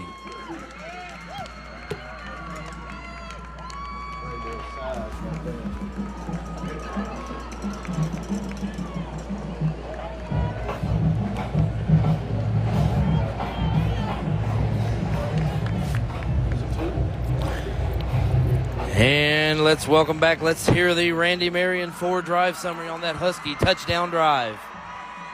Yeah, I believe it was two plays, just a little over a minute, and it was 68 yards, and we ended up with a big touchdown from Peters to Graybill. Huge connection there for the Huskies offense. Peters to Graybill down the right sideline, giving us a 21-14 lead just inside of 7 minutes. Huskies will get ready for the Moe's Boots kickoff, going left to right. Alexander Central still meeting on their sideline. Exciting game here tonight, James. The momentum keeps swinging. It looks like there's a penalty. It must be unsportsmanlike on the Cougars because we're kicking off from the 45. So I'd look for maybe an all-sides kick. or possibly, yeah, it's going to be an onside kick. Peters is our quarterback, Blake Peters, is kicking the ball. So there's an unsportsmanlike play by the Cougars. We're going to try to kick an onside kick. I mean, that's a smart call because of the field position. Peters now lined up for the kickoff at the 45-yard line. He snaps it, kicks it. It's touched by Alexander Central. Ball's loose. Everybody's on the field. It looks like Central recovered it at the 30-yard line. A great kick there by Peters to get the ball moving. Yeah, we had everybody around the ball, but we didn't have nobody on the ball, and that was the issue there. However, you just pick yourself up and dust yourself off, and we're starting out at about the 29 to play defense. We really need a big stop or a turnover just to get this game in our favor even more. Huskies lead 21-14. Cougars take over 1st and 10 from the 29-yard line. Moving right to left. Snap taken, handoff to Rowe. He's out to the 30, and he's tackled immediately there, thrown down to the ground by Manny Olvera. Yeah, I tell you what, Manny and Lucas have the numbers 21 and 22, and a lot of times their mannerisms look the same, so it's hard for us sometimes to figure out who's who. But, good play by Manny. Feels like that's about the number of tackles these young men have averaged in the game. They are both racking up tackles all over the field. Moore under center again here. Snap taken. He runs to the left side. Has one blocker ahead. 45. Spin move to the 46-yard line. Good first down run by Moore. Yeah, I was hoping that we'd come out of halftime stopping that bootleg that they're running now, the wing T, and that was a big gain by their quarterback. We've got to have somebody spying him because he's just gashing us up on the bootleg. 1st and 10 from the 46-yard line for the Cougars. 5:57 to go. Snap taken. Handoff to Chapman Hayes. 50-yard line. Stiff arms. Gets down to the 45-yard line for a 9-yard gain on first down. I'll tell you what, Kelly, I've picked up on something. Every time that they've run the quarterback with the bootleg, they'll give it right back to 22. So a little pattern they've got going on right there. To be honest, if I'm a Cougar fan, I would want to stay with the ball on the ground. It's proven to work. I wouldn't want to be throwing the ball right now. 2nd and 1 for the Cougars from the opposing 45-yard line. Moore under center. Takes the snap, fakes the handoff. He's out to the left side. He's dodging Huskies, still dodging Huskies. Breaks tackles all the way down to the 33-yard line. Yeah, again, the bootleg there, the keeper from the quarterback. Another big gain. He has just absolutely killed us tonight in the run game. I know they're pulling a guard, and I'm going to try to watch a little closer, see if any other linemen are pulling as well. But great blocking by that offensive line. First down again for the Cougars. Rowe up to the offensive center under snap. Takes the snap. Hands off to Chapman Mays to the left side. He hops through the air before he's hit by the Huskies. Taken down at the 30-yard line. Gain of 3 on first down. Yeah, Manny and Lucas on the tackle. And like I said before, the quarterback runs the ball, and then they give it to the halfback. And that's just the pattern that I'm seeing. 2nd and 7, 4:25 on the clock. Cougars moving right to left, trying to tie the game back up after the Huskies take the lead. Tanner Moore trots onto the field, gives his team the play. 2nd down and 7. Tight wing formation. Snaps taken. Hands off to Chapman Mays up the right side. He breaks the Huskies tackle 25-20. He's inside the 10-yard line. He is taken down to the 7-yard line by Bridger Fairchild, but nice run again there by the Cougars. Yeah, they're just stacking the line, and that was just an off tackle that, everybody on that team is blocking. One of the best blocking teams I've seen this year, and Bridger just saved us a touchdown. See if we can make that stand here. Bridger Fairchild with the touchdown saving tackle. 1st and goal for the Cougars. One wide receiver to the south side. Bunch formation. Snap taken to Mays. He's handed up the middle to the 5-yard line before the Huskies defense takes him down. Yeah, one of our defensive linemen got a hold of him, and then our linebackers finished him off. It's a good stop. I think we're sitting at second down and on the 5-yard line. Second down and goal here for the Cougars. 3:20 and counting in the third quarter clock.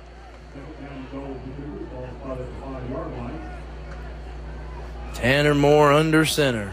Huskies defense switching around. Still motion on the Huskies defense. Snap taken right side. He's going to dive up to the end zone. Touchdown. Yeah, their quarterback is having a huge game. And I'll be honest with you, their offensive line is, in my opinion, if I was doing a player of the game for the Cougars, it'll be that offensive line. They have just absolutely plowed our Huskies tonight. And great touchdown run there by the Cougars. 3:07, 21-20. They're looking for the point after to tie the game. Formation down. Snaps good. Ball's down. Kicks up. And it is good. 21-21. 3:07 on the clock. Yeah, 3:07. You know, I'm always about trends, and it's time for the Huskies to go down in two minutes and put up 7 more. So, you know, I'd like to see us get a turnover and maybe stretch this game a little bit where we can run some clock. James, let's take a look around the area scoreboard. Miller Insurance, we looked at some scores there at halftime. The Watauga Pioneers were up big 35-0 at half. There was a couple of close games going on in our conference as well. Looks like the Pioneers now lead 42-7 at South Caldwell. North Surrey's up 49-8 against North Wilkes. East Surrey and Wilkes Central 7-0. The Eagles lead that one. 37-0 Maiden over West Caldwell. Now back to the action here. We got one more score. Freedom leads 21-14 against High Brighton at the half. Cougars look to kick off here right to left. 3:07 left. Good ball game happening here tonight at Alexander Central High School. Kicker rolls back up. He's now to the 35, 40-yard line. Pooch kicks. Kick picked up again by Dillard. He moves ahead to the 35 before he's hit immediately and taken down. The Huskies will take over good field position, 1st and 10 from the 35-yard line, James. Yeah, they've been kicking to Dillard most of the night. Dillard did the best that he could with what he had to work with that kick. So good job for Dillard. Peters and the Huskies offense back on the field. Tight formation, shotgun formation. Puts Lucas Spencer in motion. Throws this sideline here to Peterson. He shakes the tackle 35. He gets out of bounds about the 38-yard line after a gain of about 4 yards. Yeah, I think that's about the first time we've seen Luke Peterson on a screen tonight. Those type of plays are safe plays. They're good as a run, and, you know, hopefully we can see a few more of those and eat up some groundage here. 2.5 minutes here in the half. Peters is by himself in the shotgun formation. 3 receivers to the top, 2 to the south. Snap. Peters looking to get rid of it quick to the left side. Throws it up again. Going for Eli Limley this time. Ball's overthrown down the left sideline. Yeah, just overthrow Eli tonight. You know, we was talking to Coach Piscopo earlier today, and he said, watch Eli Limley tonight. And now we can see why he was saying that. Watch Eli on the offense. We knew to watch him on the defense. So makes a lot of sense what he was telling us now that we're seeing the game in action. Peters back in the shotgun formation by himself again. 3 receivers to the north, 2 to the south. Snaps taken, quick drop. He's getting some pressure from the right side, gets rid of the ball. Overshoots Bridger Fairchild up the left sideline. Yeah, Bridger with looked like about a 10 and out, and the ball is just overthrown. We got a 21-21 game, 4th and 7. Our punt team comes on. We've got to get a hold after this punt, Kelly. Peters came into the game completing 68% of his passes. I feel like tonight we're a little under that mark with a few overthrows. Nonetheless, 4th and 7, Huskies to punt. Snap taken, pressure on the punter there. Ball's showing deflected. Alexander Central picks it up at the 35-yard line on the bounce, and he gets lucky not to get rid of that ball. Yeah, we got another announce group here in the booth, and I can hear them yelling at that kid for trying to field that punt.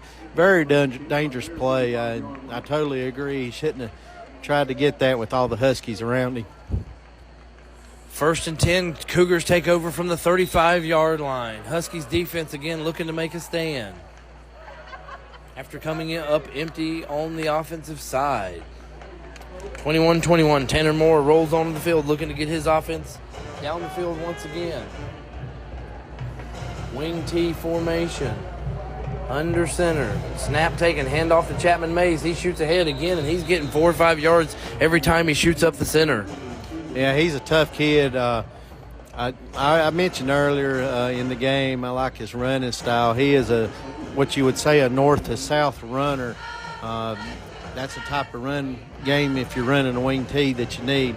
And then right now you're probably going to see the quarterback with the bootleg keeper to counter that. Alexander Central approaches the line. 2nd and 6 from the 39. Huskies defense approaches the line. Snap taken. James called it. Left sideline. Quarterback keeper. 45-50, 45-40, 35-30. He's outrunning all the Husky defenders. 20, 10, 5. That's an Alexander Central touchdown by the quarterback on the keeper, just as you alluded, James. Yeah, it's been a pattern all night. The halfback will get the ball. He gets a big gain, and it draws the attention of our defenders, and then they do with the keeper. And the quarterback, in my opinion, is their best runner as far as speed-wise. So they got a little power and a little speed going on with that combination, and it bit us this time. Tanner Moore, the senior quarterback, got out to the left side, and he just outran the Huskies defense down the left sideline. Point after try is up, and it goes off the goalpost, and they do miss this point after. There's been some speculation all game about if they've hit their point after tries, but they definitely missed this one, James. I tell you what, Kelly, that may be the play of the game for us, because if we can capitalize right here and go down and score in 1:20 and get the lead with 1, that may be a momentum shift that would go into our advantage. So we've got to take advantage of that missed kick and go down and count. This is a whole lot like a boxing match, Kelly. It's, you punch, and then you counter punch, and that's what we're seeing with these two teams tonight. Right, and the punches are flying out here tonight. 27-21, Cougars lead with 1:20 left in the third quarter. Huskies return team onto the field. Bridger Fairchild setting up down near the 5-yard line. They've kicked a 17. Jackson Dillard near the 30 almost all night long.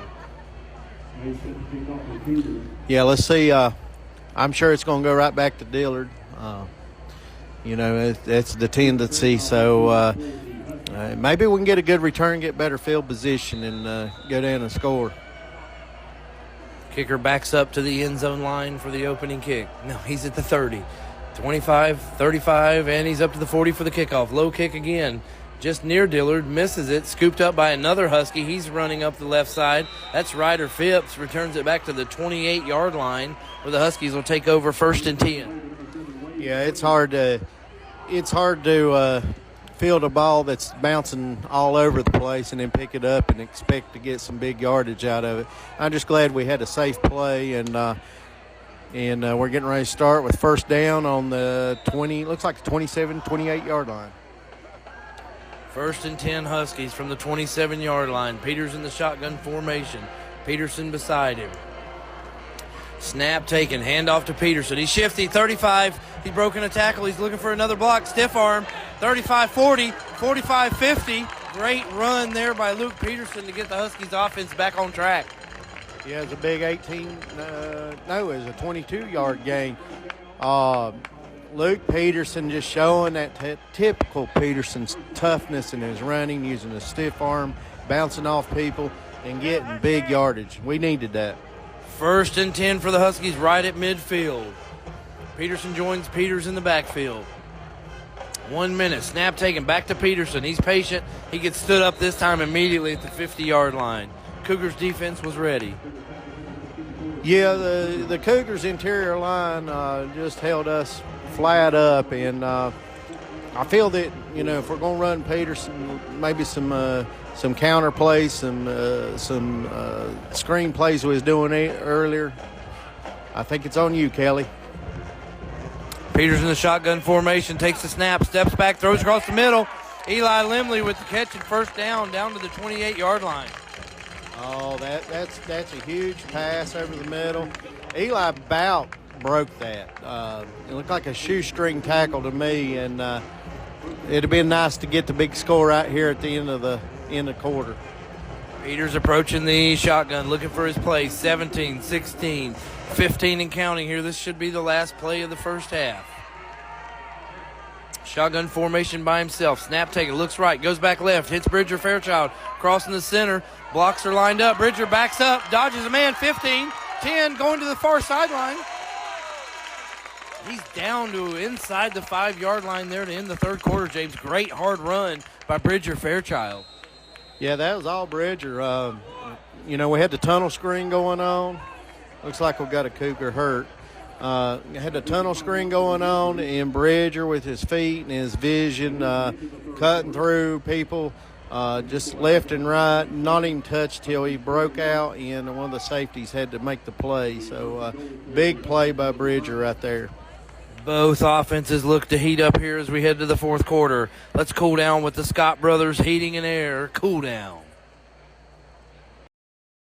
Randy Marion Ford, the king of prices in West Jefferson. Randy Marion Ford guarantees the lowest price on over 5,000 new and pre-owned vehicles. Home to the best-selling trucks in America. Come see the staff you know and depend on. Take a test drive and take home your new Ford or pre-owned ride. You can also shop us online 24/7. The area's #1 volume and fleet volume dealer in the Southeast.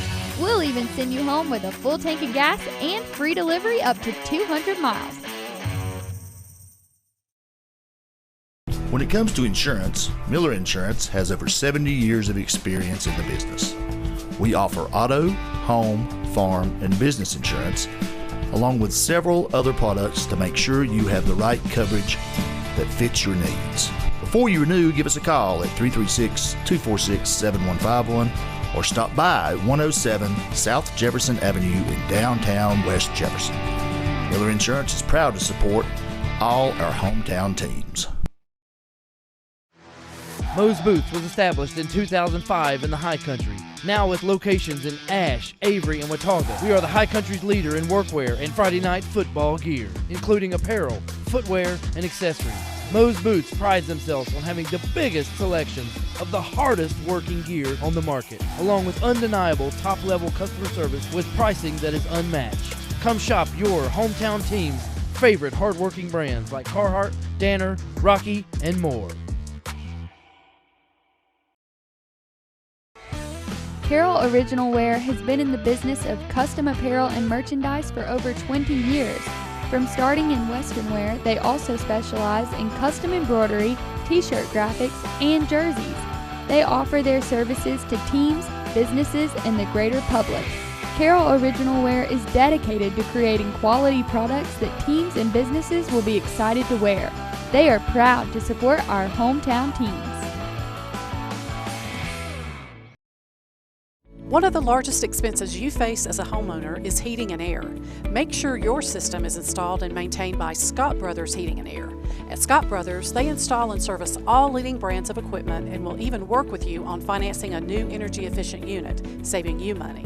Scott Brothers Heating and Air, locally owned and operated in the High Country for nearly 30 years. Voted Ashe County's best heating and cooling service 9 years in a row. Scott Brothers Heating and Air, a reputation you can take comfort in. And as we get back to the action here tonight, we still have a Cougar player down on the field. Here, they're still attending to him, so we will be delayed to start the fourth quarter. I think it may be a cramp. From my experience with, I'm pretty sure it's a cramp. From my experience in coaching football and the way they was working with that kid's leg, I'm pretty sure that's a cramp.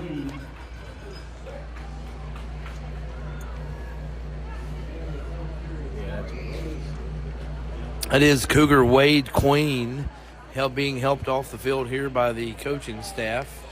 Looks like a cramp, as James alluded to. 12 minutes left in the Huskies versus Cougars' first conference game of the year. First and goal for the Huskies from the 6-yard line. Peters looks to the sideline for the play. Peterson beside Peters in the shotgun formation. We like to go to some height plays here and throw it up for Graybill. Let's see what happens. Peters in the shotgun formation. Puts Bridger motion in Fairchild. Back, left, right. Looks come back, throws across the middle, caught by Lucas Spencer. That's going to get down to the 3. They're still pushing him toward the goal line. The Huskies are signaling touchdown, and that's given, James. Yeah, the offensive line jumped in there. Lucas Spencer staying on his feet, not giving up, and then his teammates seeing the effort that he was put into that touchdown, and our offensive line just pushed him a good 3 or 4 yards in the end zone. You talk about Spencer being a wrestler, low to the ground, great gravity, great balance, and he just stuck his nose down and continued to drive through players and got the touchdown for the Huskies. Olvera home for the point after, as you alluded to earlier. The last missed PAT could come up big. Snaps up Olvera's kick. It is in. There is a flag on the play. Point after try, flag on the play. Let's see what they call. I missed the flag. Let's see what they. Okay, running into the kicker, I think, or the ball holder. So that'll be applied on the kickoff, I believe. Both teams have jotted off the field, looking like it will be an after the play. Looks like it's another penalty going to be on the kickoff. James, Huskies lead 28-27. Let's take a real quick look at that hard-nosed run by Lucas Spencer after the catch on the Greens Excavating. Instant replay.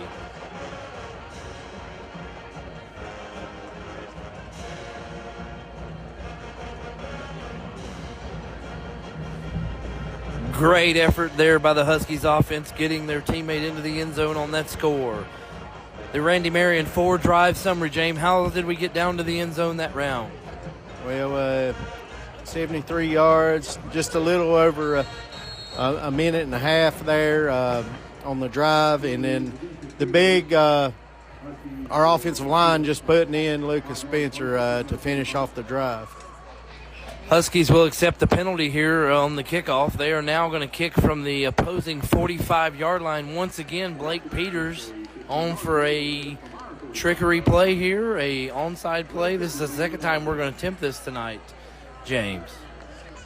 Yeah, I mean, it's worth a shot. I mean, we're kicking off from the 45, so, I mean, if I'm a high school coach, I'm doing the same thing. Just seeing if we can get the ball back and take this game under control. Peters here ready to kick it off. Once again, approaching the line. Toes down, good kick, bouncing, tops off the Alexander Central player. Huskies recover the ball at the 34-yard line. Yeah, that's why you do that, Kelly.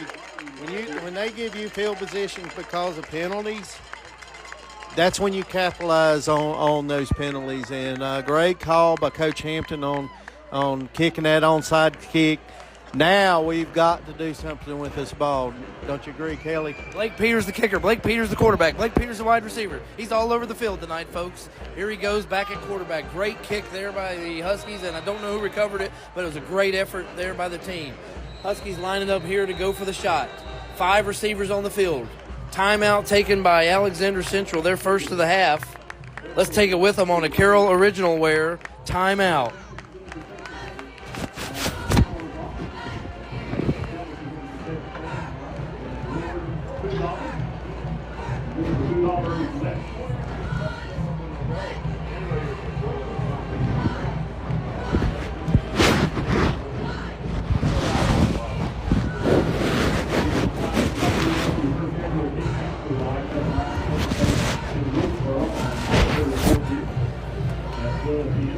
Getting back to the action, exciting kickoff there by the Huskies. Recovered at their own 34-yard line. Going to be 1st and 10.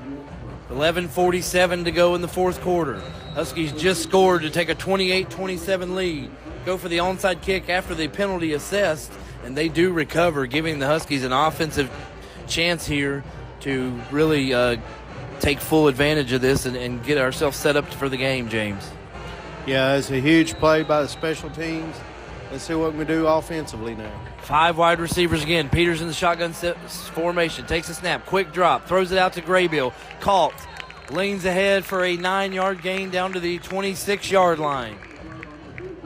Great play on first down. 53, Elliott Cox looks to be limping a little bit there on the field, but he's going to tough it out for the Huskies. Yeah, Graybill's a big target. That play has just been so solid this year, where they go to Graybill on the short pass. So here we go with the second down. Empty backfield again. Peters in the shotgun formation by himself. 5 wideouts. Fakes the snap, takes the snap, penalty flag thrown. Looks like maybe a Husky offender flinched before the snap was taken, James. I'm not sure, but it looked like it might have been against the Huskies. Yeah, I believe we moved on the alternate call from the quarterback there. So we got to keep set, and be a little bit smarter on our penalties. Not many penalties against the Huskies tonight, but that one's going to hurt. 2nd and 7. Peterson joins Peters in the backfield. Snaps taken. 3-step, quick drop. Goes across the middle, hits Graybill crossing. Caught at the 35, 25, 20. Flag thrown, 15.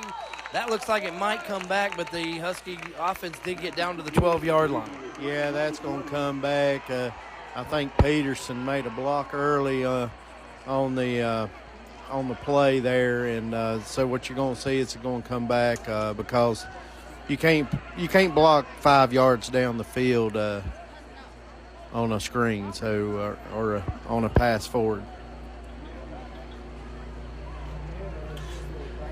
Officials conferring. Looks like Mr. James is correct to hold against the Huskies. We'll back the Huskies offense up. 10:52 remaining in the quarter. Huskies will be backed all the way up to the 37-yard line. Be 2nd down and 14. Yeah, right now, we've got 6 penalties. Alexander Central, I've got them for 4, so we're not playing too smart. We need to be a little bit more composure and try not to make mistakes. Eli Limley trots off the field. 2 receivers to each side. Peters beside Peterson. Peterson in motion, looking to the left, throws right, called by Graybill. Stiff arms the receiver. He's up the right sideline inside the 30 to the 28-yard line. Looked like a nice 9-yard pitch and catch pass. Yeah, 9 yards. It makes up for the penalty as far as yardage go, but you're looking at a 3rd and 6 when we could have been having a first down if we didn't have that offensive hold. 10 minutes, 31 seconds left on the clock. 3rd down and 6 for the Huskies. Shotgun formation for Peters. Puts Ryder Phipps in motion. Snap taken, drops back. Pressure against the Huskies. Pressure up the right side. Peters gets away, throws the ball. Caught by Fairchild near the first down marker. That is something else.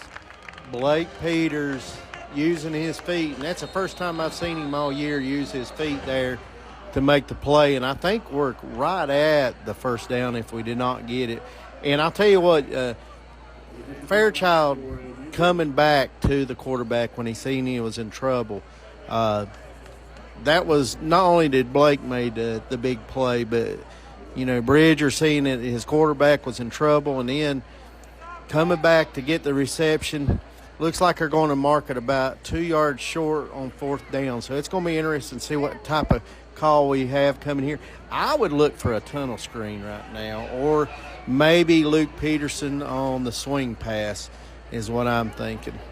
And there is an injured Cougar against on the opposite sideline. Bridger Fairchild caught that all over the first down marker. They are going to mark it. It looks like a long yard short there, James. 4th and 1.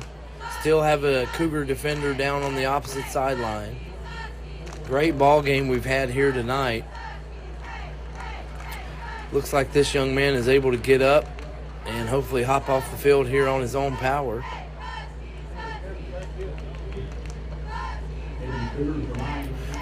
Beautiful night for football here in Alexander County. We are set up in a press box, one of the nicest setups we've had all year, James. Yeah, this is not Wilkes Central where we couldn't even hear ourselves breathe, but, we got a fan on us. We can actually hear each other talk, and it's nice to be in a nice booth. We're practically sitting here by ourselves, so it's wonderful when we can do that. It is a great setup. We'll make sure to thank Alexander Central for hosting us. This young man has made it across the field now. Huskies will be set up for a 4th and short. Big play here for the Huskies offense. In the shotgun formation per usual. 3 receivers to the south, 1 to the north. Peterson beside Peters. Puts Limley in motion. Snap taken. Quick toss out to the right side. Graybill bobbles it and does not hang on. That'll be a turnover on down. Yeah, that's a huge play for Alexander Central. It'd been nice if we'd have brought that in. Graybill's a little upset with himself, and I can understand that. But you know, you're not going to make every play. It'd been nice to make that one, but you know, let's keep our composure. We got 10 minutes left. We got a 1-point game. Let's see if the defense can make another stop or even get a turnover. Alexander Central's controlled the tempo. They've controlled the amount of damage that with the penalties and no turnovers. Alexander Central under the snap here. Snap taken. Fakes. The quarterback will keep it up the left side again. Huskies all over that before a short gain. That'll get the clock rolling inside of 10 minutes here left in tonight's contest. 2nd down and 6. Alexander Central looking to drive the ball down here under 10 minutes, trailing by 1 point. Yeah, I'm hoping that we made some adjustments defensively because the quarterback keeper there, he only got 2 yards that time. So let's see if they go with the hard-nosed halfback. Tight formation again here for the Cougars. Under center, snap taken, handoff. Chapman Mays right up the center. The Huskies defense is all over that. 3 or 4 guys in on the tackle to make that stop. Yeah, that's a big play. Looks like our defensive backs was in there on that play. So we had, I know we had Peters. We had who's 9 there for us. Looked like Halk was in on that. Let's hope that they don't throw the ball, but they probably go back with the quarterback here, I'd say. 3rd down and 5. Big play here for the Huskies defense. Tanner Moore under center, switching his tight ends to the right side. Snap taken, he's dropped back, he's coming to the right side. Huskies pacing it. We've got defenders all over it. Ball's on the ground, fumble. Huskies show they've recovered it, and they have the ball. That's what we were just talking about, probably just less than 2 minutes ago, that we needed a big stop and a turnover, and right there we got it. And, you know, they went back to the quarterback. I think our defensive coaches have said, look, whenever the tailback gets the ball, they're going to give it back to the quarterback. We've seen that. I think we was prepared for it. Great day defense there by the Huskies, taking the ball over. 1st and 10 from the 26-yard line. 8:46 here remaining in the 4th quarter. Peters by himself in the backfield. Snap taken. Quick toss out to the right side. Bridger Fairchild caught, jumps ahead about 4 yards there on the play to start the drive. Yeah, the tunnel screen. I'll be honest with you, that's my favorite play that we've ran all year is the tunnel screen there. And Bridger about broke that one open, so we're looking at 2nd and 6 now. Huskies look to be slowing up the pace just a little bit here. We want to tick, tick, tick, get this clock down, hoping to put some more points on the board. 2 receivers to each side. Limley in motion. Peters takes the snap, hands it off to Peterson, shoots up the middle to the 20-yard line, pushes ahead down to the 17-yard line, close to a Huskies 1st down. Yeah, that's what you need to do, is run the clock a little bit here, do some Luke Peterson runs, try to get that defense to stiffen up so we can maybe throw a corner post or a skinny right here and get a touchdown. 3rd and 1 for the Huskies. 7:40 and remaining on the clock. Peters snaps his hands. Looks to get the Cougars to jump off sides. Resets. 2 receivers north, 2 to the south. Peters fakes the snap again, takes the snap, hands off to Peterson. Dodges 1 tackler, 15, pushes ahead, still going on his feet, breaking tackles. Down to the 8-yard line. We love Luke Peterson this time of the game. Yeah, he's a hard-nosed runner. He's quick, he's shifty. He's just a tough kid. I mean, that's a typical Peterson-type run that we've seen the last 8 to 10 years. 7-yard line, 1st and goal. 7:18 and counting here for the Huskies. Looking to the sideline. Again, the Huskies looking to punch it in here. Get the point after, go up 8 late in the fourth quarter. Peters looks to the sideline. Shotgun formation next to Peterson. Puts Bridger in motion. Snap taken. Handoff to Peterson up the middle. Looks like he's going to get a short gain there before the Cougars defense stopped that play. Yeah, it looks like he got about 2 yards on the play, so that puts it 3rd and goal with 6:46 left. 2nd down and goal now, James. That was our first down play there. Huskies looking to the sideline, switching out some players. 23 seconds on the shot clock. Shot clock. Game clock? Play clock. Here we go. Hey, late in the day. Here we go. 6:27 on the game clock. 12 seconds on the play clock. Peters in the shotgun formation. 2 receivers to either side. Peterson beside him. Snap taken. Looks to the right side across the middle. That's Graybill. That's touchdown Huskies. 6:12 on the clock. Yeah, Graybill's able to make up for his draw up there on the sideline with a big touchdown. We also had Peterson on the swing pass, so he had 2 options, so it looked good. Huskies score the touchdown there, giving them a 34-27 lead. Look like we're going to come on the field and go for 1 to push the lead up to 8 with 6:12 left in the game.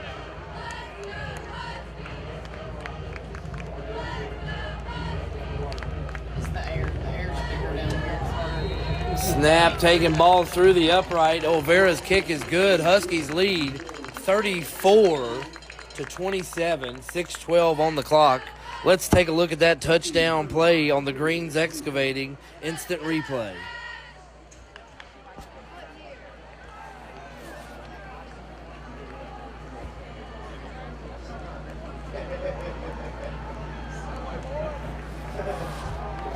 Back to the action. Let's look at that Randy Marion 4-drive summary, James.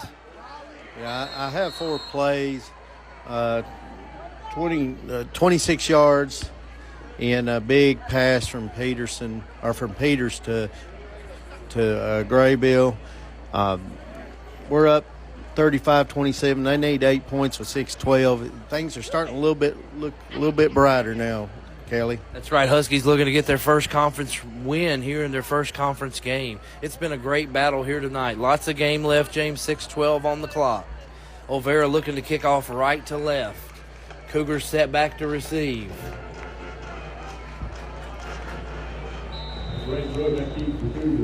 And the coaches are always coaching, coming over here to set their guys up. Olvera set back to kick. The Moe's Boots kick is on the way.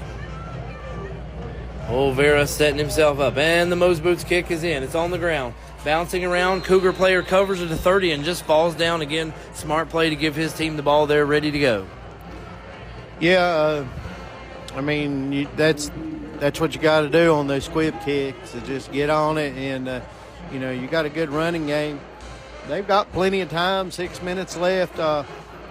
Another big stop would be huge, but their tendency on their drives have been 4 minutes, so let's see what happens here, Kelly. 6:09, Cougars take over 1st and 10, moving left to right. 30-yard line, snaps taken. Moore's rolling out to the right. He's looking to throw. Across the center, hits the big tight end near the 40-yard line. He's carrying Husky players with him. And now finally some Huskies come over, lay the wood. That's Lucas Spencer there coming to make the tackle, but not after a first down. I knew it was going to end up ugly when I seen Big 22 coming there across the field. He just absolutely leveled that kid with 2 Huskies holding him up. I'm surprised they didn't blow the whistle there. That was one of the 6'5", 230-pound tight ends for the Cougars, Garrison Millsap, on the first down catch. 1st and 10 from the 41-yard line. 5.5 minutes and counting on the clock. Snap taken. Moore back to throw again. Looking deep, going balls up in the air. Huskies defense turns around, makes a play on the ball, and there's a late flag that comes onto the field there, James. I'll tell you what, Kelly, on that earlier pass, I seen that the Cougar wide receiver was practically by himself, and I think that the press box up here, the coaches up top, seen that as well, so they went with the long pass. Really, we was burnt. That's what you got to do. You got to make sure they don't catch it and make sure they don't score. So I'll take the 10 yards because it's not professional football. Right. Not like the NFL where they're going to get it at the spot. They get it from 15 yards from back where they were at. Again, we'd rather give up that 15 yards than the long play down the sideline. 1st and 10 now for the Cougars from the 44-yard line. Positive territory. 5 minutes, 26 seconds left on the game clock. Tanner Moore approaches center. Puts the big tight end Lasher in motion. Handoff this time up the middle to Rowe. He's down to the 42-yard line. Huskies stop him there just shy of the 40. 3-yard gain. I tell you what, Hal held him up, and then we had the kid we call all the time for the Huskies, Minerva, stripped the ball, but they blowed the whistle dead. So good play by both of our Huskies. 2nd and 6 for the Cougars. 4:48 and counting. Snap handoff up the middle to Mays. He's taken down at the 37-yard line. 3rd down and 3 coming up. 3rd and 4. Yeah, Parker Blevins with the tackle right there. And, it's 4.5 minutes, third and 4. It'd be nice to see a big play here on the stop and put some pressure on them Cougars to make some smart plays. So let's see what happens here. And we're looking for 2 stops. We know the Cougars here in 4th down territory. 3rd down and 3 on the scoreboard. 4:10 remaining. Huskies bring a blitz right up the middle. Minerva, and he almost takes the snap for the quarterback and gets him taken down in the backfield. 4th down. Oh, that was a good time to do the run blitz. That's what that was designed for. Is they knew that they was going to run the ball, so we brought our linebackers up and hit the B gap, and it was actually the correct call on the gap that was being called. So 4th and 4. Let's see if we can get some big stop, Kelly. Big defensive play coming up here for the Huskies. 4th and 4. 3:33 and counting on the game clock. Moore's in shotgun formation now. He takes the snap. He's going to keep it himself, running to the right side. He gets over the 30-yard line, gets a 1st down, and out of bounds. Yeah, good blocking on the edge there by their tight end and the receiver. Now they get another opportunity. The ball's sitting, looks like about the 27-yard line with 3:10 left. They've got plenty of time, but we need a big stop. And one other thing, they're down 8, so if they do score, they're going to have to convert on that score. Right, the game is still tight. What a good ball game we're having here tonight. 3:09 on the clock. 1st and 10 for the Cougars. Under the snap. Takes it. He's back. Pressure from the left side. Throws, hits Chapman at the 20. That is a great Huskies gang tackle there inside the 20. But great yardage there for the Cougars, close to another 1st down. Yeah, good call by the Cougars. I wasn't expecting a pass. Puts it 2nd and 1. They're in good position if they want to take a shot at the end zone with those big tight ends they got. But I would expect the quarterback to run the ball again. 2nd down and 1 from the 18. Again, the Cougars looking to get a touchdown here and then go for 2 points to tie the game. Shotgun formation again for Moore. Takes the snap. He's looking to throw. Pressure from the Huskies. They're going to get their sack. Taken down in the backfield by Eli Limley. Looks like the quarterback might have got hurt on that play. Yeah, he's holding his knee or his leg. That's not good. I hope the young man's fine. But Eli Limley with the big sack there, that's what we needed. Hopefully their quarterback's not hurt. Everybody in the stadium kind of getting a hush now as the quarterback is still on the field. He was pounding the ground and then holding that left knee. And it almost like he fell down before Limley got there, James. It was he was turning, getting away from the pressure, and it looks like that knee may have gave out right before Limley hit him. And, again, we wish the best for this senior quarterback. He's had an incredible game tonight, James. Yeah, to me, if we was doing a player of the game for the Cougars, it would be the quarterback. He's had a lot of yardage tonight. Threw the ball well. He's great leadership. He's up. He's walking gingerly on his legs, so it doesn't look like he may return. Looks like number 7, Wade Queen, is the backup quarterback. He's down there on the field taking some snaps, and they are helping more off the field. And, again, we wish the best and hope that this young man has just tweaked his knee and can get back to the action fast. It's going to be 3rd and 5 when we return to action for the Cougar offense. 2:19 left on the clock. Backup quarterback Wade Queen. Yeah, I tell you, if I'm Coach Pruitt, I'm stacking the box because that kid hadn't thrown, so they're going to probably run the ball the rest of the time. 2nd and 5 for the backup quarterback. He's under center, takes the snap, runs out to the right side. He's got an opening and a blocker ahead, and he's down to the 15-yard line. Looks like it's going to be a first down run for the Cougars there on 3rd down, James. Great play by the backup quarterback, just getting started. Well, that's a safe play. However, do they have another backup? Do you want to risk getting your quarterback hurt for the second time? So, that's a gutsy call to me. Queen back out on the field with the play. 2:09 and counting.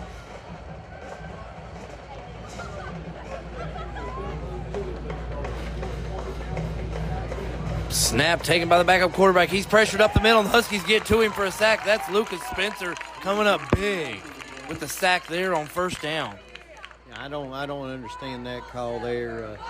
To me, you got a big halfback that has had some good runs, and then your quarterback can run, and you decide to throw it with the kid that's not throw the ball the whole night. And he doesn't look like he's as tall as their starting quarterback. So to me, that's a questionable call, but that helps us. Yeah, he is listed at 5'8", so 4-inch difference there between the quarterbacks. Queen's in the shotgun formation, 1 receiver to each side.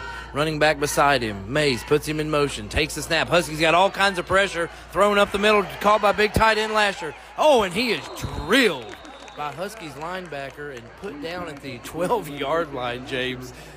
As Lucas Spencer, I tell you what, Lucas has just hit people all year, and that 6'4" tight end just felt a kid that's Spencer's maybe 5'10", 5'9" at the tallest, and just a dramatic hit there. So we got 3rd and 9 with a minute left. It's going to be interesting to see what the Cougars do here. What a great ball game we've had tonight, James, and I'm not laughing at anybody, man, but that young man brings the punch out here, and he's just fun to watch. And that big tight end just got drilled, and he's going to feel that in the morning. And remember that little 6-foot Lucas Spencer laid the wood on him.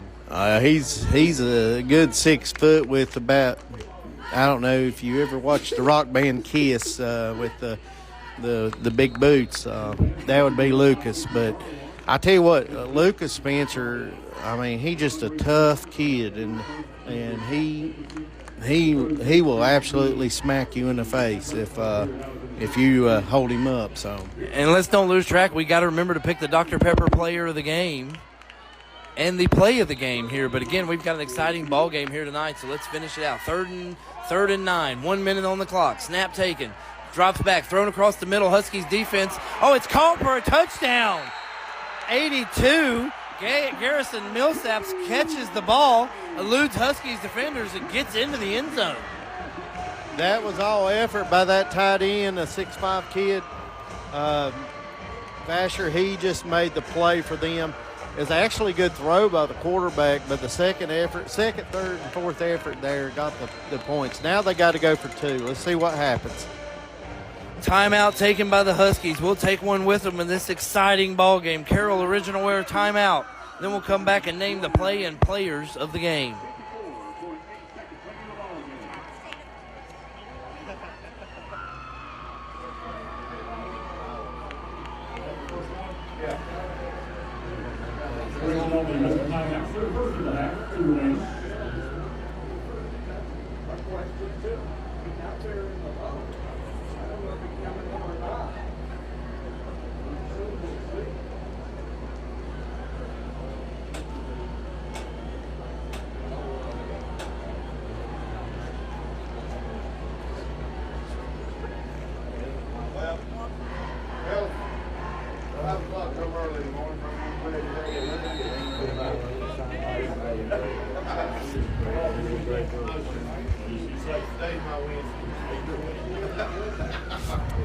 And welcome back to the action, folks. Let's go ahead and name our Dr. Pepper player of the game. Who we got tonight, James? We was debating him, but Lucas Spencer, he just making play after play on the defensive side of the ball. He's just having a great year at their linebacker spot. Lucas Spencer, Huskies player of the game, and the fans are getting on their feet tonight here at the stadium. Shotgun formation, looking for the two-point conversion. 55 seconds left on the game clock. Trick play, snap, ran up the middle, two-point conversion, good. Cougars tie the game. Yeah, that's a good call by that Cougar coaching staff with the sneak. However, we got 53 seconds left. Our Huskies is very capable of scoring in under a minute, so it's going to be fun to watch to see what happens. See what the Huskies can do here. 2 timeouts, 52.9 seconds. Great drive there by the Cougars offense. Scored the touchdown with the backup quarterback. Got the two-point conversion with the regular quarterback. I don't know if you noticed, James, came onto the field. That was number 10 who got hurt, was back on the field there for that point after try. Well, we talked earlier before they come out to play, and Kelly and I was talking. We knew that the quarterback was going to run it. We just didn't know which one because we thought number 10 was hurt.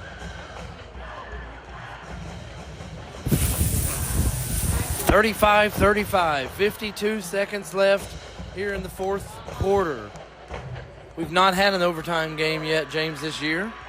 Might be our first tonight. How does high school do overtime games? Well, they'll set the ball. I'll be honest with you, I cannot recall. But the thing is, Kelly, this is the first close game we've had all year. This is right. Yeah, so every game we've been to has been pretty much a blowout. So. Right, and 4 of them for the Huskies, and then we took that beating down at Mount Airy. I saw they were ranked number 1 in the 1A this week, and that might be a team that wins the state title this year. Huskies tied up 35-35 after the Cougar drive for touchdown and two-point conversion. Cougars set to kick off left to right. Exciting finish here to this game. Again, 52 seconds left and 2 timeouts for the visiting Huskies. Well, their kicker's lined up in Hickory right now to run down to kick the ball. So look for a squib kick to number 17 for us, Jackson Dillard. Hopefully he secures the ball and we'll get good field position with 52 seconds left. Feeling like some Braves baseball out here. They got the Braves chant going on here late in the fourth quarter here after they tied the game up. Cougars look to kick off left to right. Let's get ready for the Moe's Boots boot.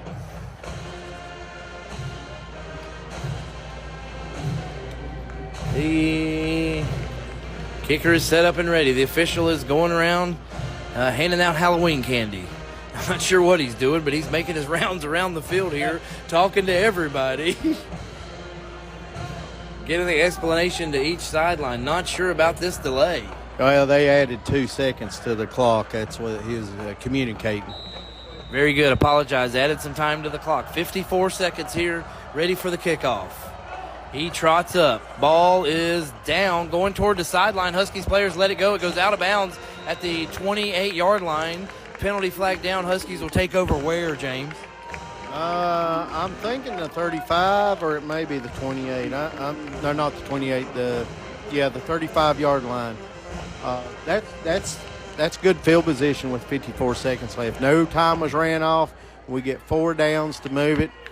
Look for some tunnel screens, some stuff to.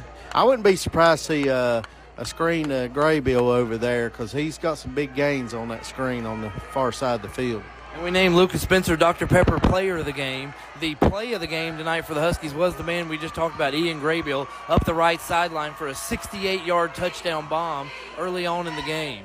Let's look for him again right now. We may change that play of the game if something happens here late in the quarter, James. Well, the Cougars are playing the long pass. It looks like they got a dime package in.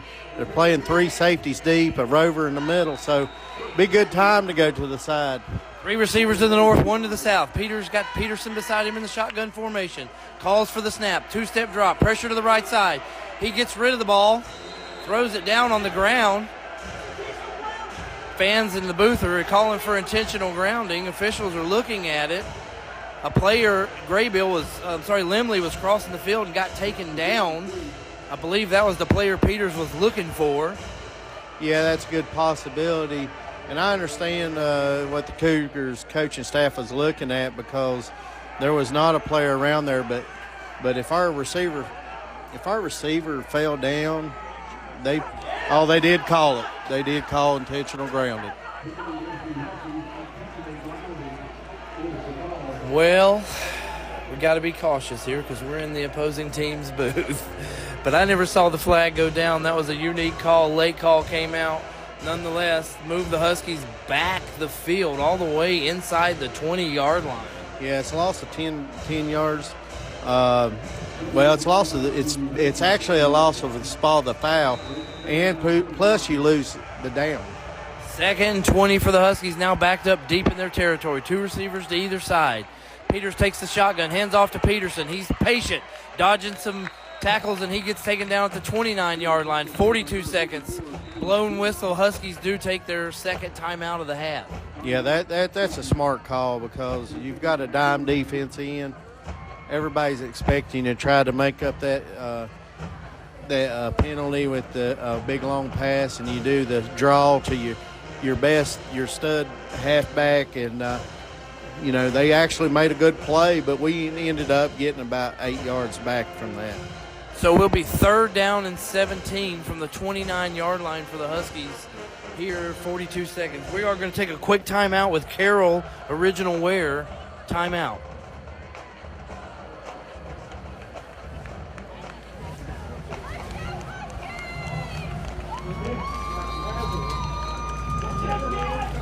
And as we get back to the action here again, Huskies don't want to get an incomplete pass here and leave a lot of time for the Cougars, James. Tight walk. We've got to walk right here.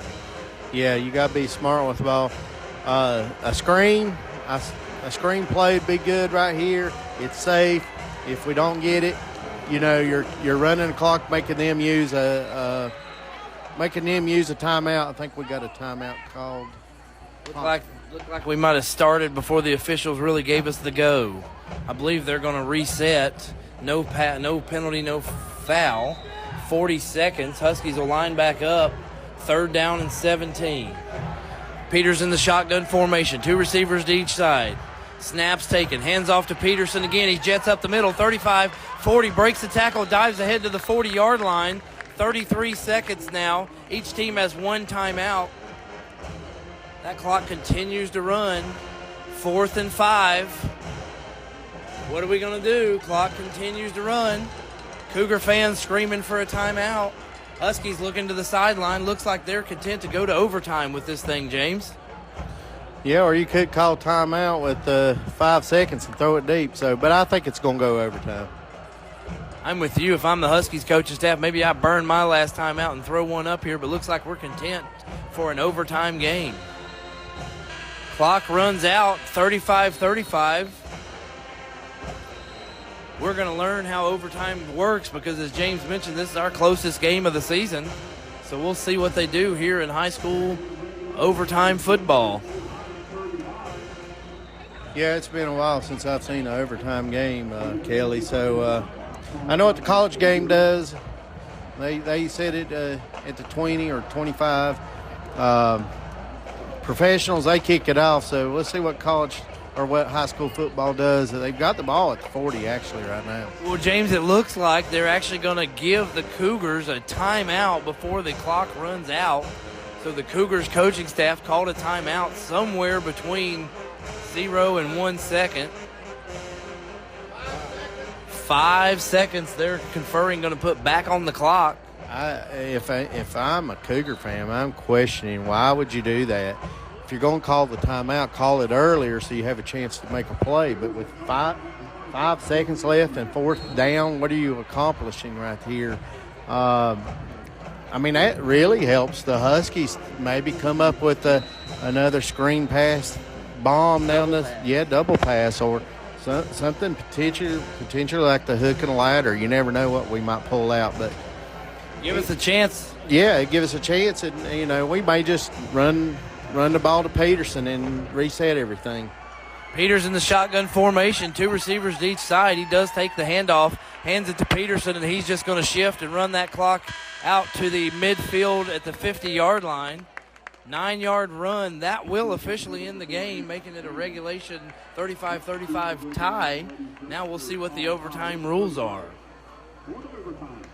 Yeah, again, I question why, if they called the timeout. It may be in our Huskies call the timeout, but just didn't make a lot of sense to do that with that much time left. But, it's water under the bridge, so let's reset things and have some overtime football. See, maybe they'll explain it over the PA system here so we're aware. Each teams are huddled along the sidelines.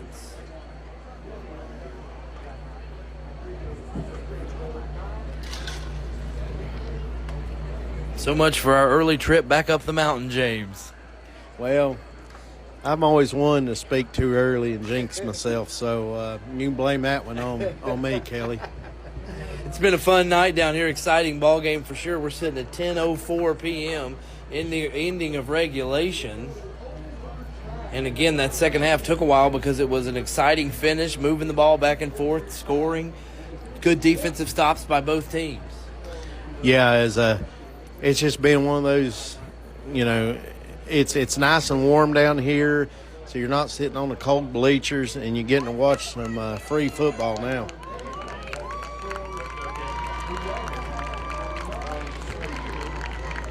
They're still conversing on what they're wanting to do as far as the captains go. So let's give them a few minutes and see who gets the ball first.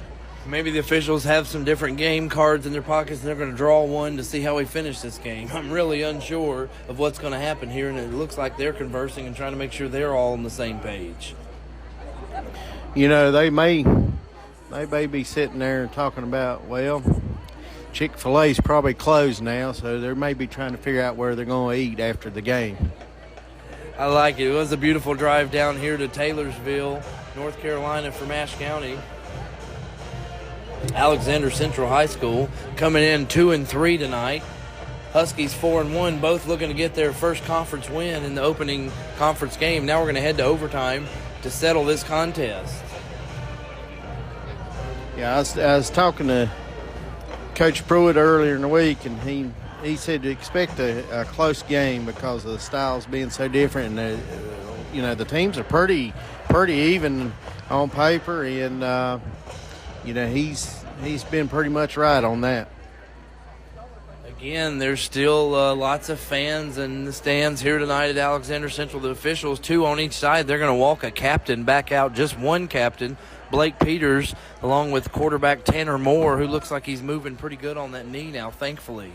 Yeah, and both of the head coaches are walking out there too, so that's something new for me to see, that the head coach goes out as well, and they shake hands, and the quarterbacks go out. So let's see what happens here on the coin flip. Great, and this is one of those we're going to watch the action down here and try to read the lips and read the actions of what's going on. The officials look like they're explaining to both teams overtime rules. I believe there is going to be a play clock but no time clock.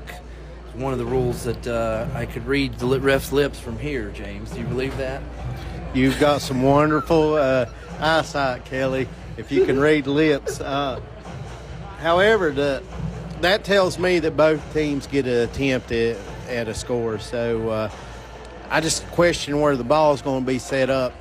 Back in the day when I played, it was at the extra point line. So it may have changed since then. But let's see where they set the ball up. It's going to be fun to watch. Fun, exciting, extra free football tonight. I guess it was $7 if you had to pay to get in. I snuck in through the back gate. Just kidding for the folks back here in the booth with us. There were some new exciting things here. I didn't know about the clear bag policy. I'll have to make a note for that because definitely ran into a little hiccup with that, but they definitely are all over that and making sure the fans and students are safe here at the ball game tonight. Yeah, the security down here is just top notch. I've seen a lot of police officers down here. They're prepared, and it's good to see that. Yes. Very good. Let's see what happens. It looks like the officials are saying Alexander Central will be moving left to right, if I understood that. Nope, now maybe they're switching that. Hampton didn't understand one of his options. Still not sure what's exactly going on, but we're going to play some extra football here at Cougar Stadium, tied at 35. Somebody's going to get the ball and somebody's going to be on defense here to start this overtime period. Looks like we might be playing down toward the right end zone here from the press box. That looks like the Huskies defense trotting out onto the field. Yeah, I think they're starting out on the 10 with the ball. So I think our defense is it our defense what or it looks like. No, it's our offense.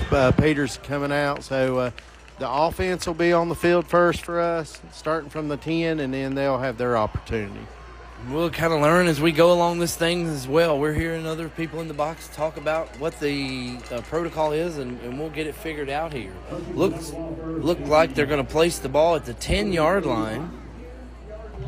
Huskies look like they'll get a chance to score, and then it's probably their prerogative here early on if they're going to go for one or two. Peters in the shotgun formation, two receivers to each side. Peterson in the backfield. No time on the clock, 25 seconds on the play clock. Moving left to right. Peters takes the snap, hands off to Peterson. He shifts left, right, up the middle, down to the 5-yard line. Yeah, that's a good call. Let our senior captain there get the 5-yard gain. It gives us, 3 more opportunities to get in the end zone. And I'm okay with 3 more of those same plays here for Peterson to try to get that ball in. I'll take our odds there.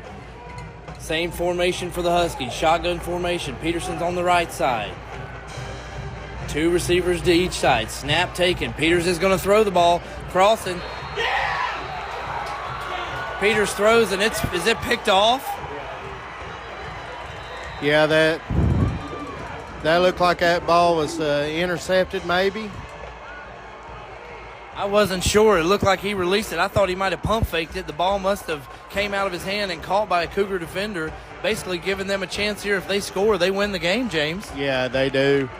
They do win the game if they score. So we need a big stop. One thing we do got going for us, I haven't seen the kicker kick consistently. So if we can hold them, maybe we can have another opportunity. And here we go. The Huskies defense is on the field, feeling the pressure, needing a big stop. The starting quarterback, Tanner Moore, back in the game under center. He takes the snap, hands off to Chapman Mays to the right side, and he's down to the 6-yard line. Just as the Huskies started out with a 5-yard gain, the Cougars start off with a 4-yard gain. It'll be second down. Yeah, Big Ben Bear right there with the tackle from behind, so that's a huge stop. Second down for the Cougars from the 7-yard line. 6-yard line. Under center for Moore. And he calls for the snap. Huskies defender looked like he hopped offside, but the ball wasn't snapped. 10 seconds on the play clock. Moore resets row. Huskies bringing the blitz. Handoff to the left side. Chapman Moore, he's going to go up the center. That's a touchdown. Cougars are going to win the ball game, James.